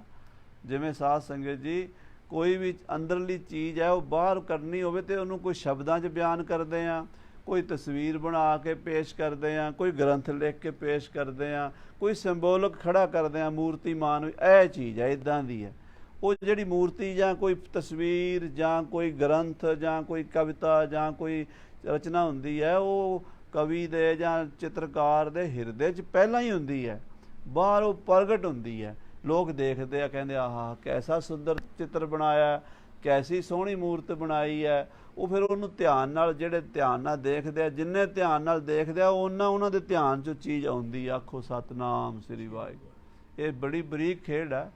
ਕਲਗੀਧਰ ਪਾਤਸ਼ਾਹ ਦੇ ਅੰਦਰ ਤਾਂ ਸ਼ਕਤੀ ਪਹਿਲਾਂ ਹੀ ਹੈ, ਪਰ ਉਹ ਸ਼ਕਤੀ ਹੁਣ ਦੁਨੀਆ ਨੂੰ ਦਿਖਾਣੀ ਹੈ ਨਾ। ਇਸ ਕਰਕੇ ਪੰਡਤਾਂ ਨੂੰ ਪੁੱਛਣ ਦਾ ਬਹਾਨਾ ਕਰ ਰਹੇ ਹੈ। ਤੇ ਪੰਡਤਾਂ ਨੇ ਹੱਥ ਖੜੇ ਕਰਤੇ, ਮਹਾਰਾਜ ਸਾਡੇ ਵੱਸ ਦੀ ਗੱਲ ਨਹੀਂ, ਤੁਸੀਂ ਅਵਤਾਰੀ ਪੁਰਸ਼ੋ ਕਰ ਸਕਦੇ ਹੋ।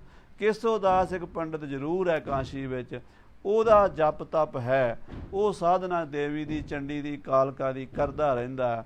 ਜੇ ਉਹਨੂੰ ਬੁਲਾਣਾ ਤਾਂ ਬੁਲਾ ਲਓ, ਪਰ ਮਹਾਰਾਜ ਕਲਯੁਗ ਵਿੱਚ ਨਾ ਕੋਈ ਪੰਡਤ ਇਸ ਕੰਮ ਨੂੰ ਹੱਥ ਪਾਵੇ ਤੇ ਨਾ ਹੀ ਕੋਈ ਰਾਜਾ ਇੰਨਾ ਖਰਚ ਕਰੇ ਤੇ ਨਾ ਸਾਧਨਾ ਕਰੇ, ਕਿਉਂ ਇਕੱਲਾ ਖਰਚ ਨਹੀਂ ਹੋਣਾ, ਲੱਖਾਂ ਰੁਪਈਆ ਚੰਡੀ ਦੀ ਪੂਜਾ ਤੇ ਖਰਚ ਹੋਣਾ। ਖਰਚ ਤੋਂ ਇਲਾਵਾ ਜਿਹਨੇ ਖਰਚ ਕਰਨਾ ਉਹਨੂੰ ਆਪਣਾ ਸਰੀਰ ਵੀ ਸਾਧਣਾ ਪੈਣਾ ਤੇ ਆਪਣਾ ਮਨ ਵੀ ਸਾਧਣਾ ਪੈਣਾ।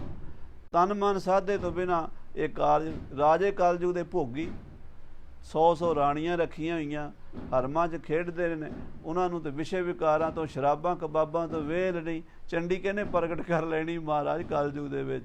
ਇਸ ਕਰਕੇ ਆਪ ਜੀ ਚਾਹੋ ਜੋ ਮਰਜ਼ੀ ਕਰੋ, ਪਰ ਇਹ ਕੰਮ ਬੜਾ ਔਖਾ ਹੈ। ਦੋਹਰਾ ਉਠੇ ਪ੍ਰਭੂ ਮਜਲਸ ਤਜੀ, ਮੰਦਰ ਪ੍ਰਵਸੇ ਜਾਏ। ਸਤਿਗੁਰੂ ਪੰਡਤਾਂ ਨਾਲ ਮੀਟਿੰਗ ਕਰਨ ਤੋਂ ਬਾਅਦ ਉੱਠੇ ਹਨ ਤੇ ਆਪਣੇ ਮਹਿਲਾਂ ਵਿੱਚ ਜਾ ਪ੍ਰਵੇਸ਼ ਕੀਤਾ ਹੈ। ਨਿਜ ਨਿਜ ਥਲ ਸਿੱਖ ਦਾਸ ਦਿਜ, ਪਹੁੰਚੇ ਬਹੁ ਜਸ ਗਾਏ।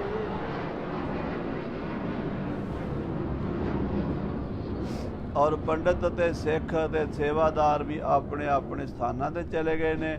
ਹੁਣ ਅੱਗੇ ਸਤਿਗੁਰੂ ਪਾਤਸ਼ਾਹ ਚੰਡੀ ਨੂੰ ਪ੍ਰਗਟ ਕਰਨ ਦਾ ਜੋ ਕੌਤਕ ਕਰਨਗੇ ਉਹ ਬੜਾ ਆਸ਼ਚਰਜ ਹੈ।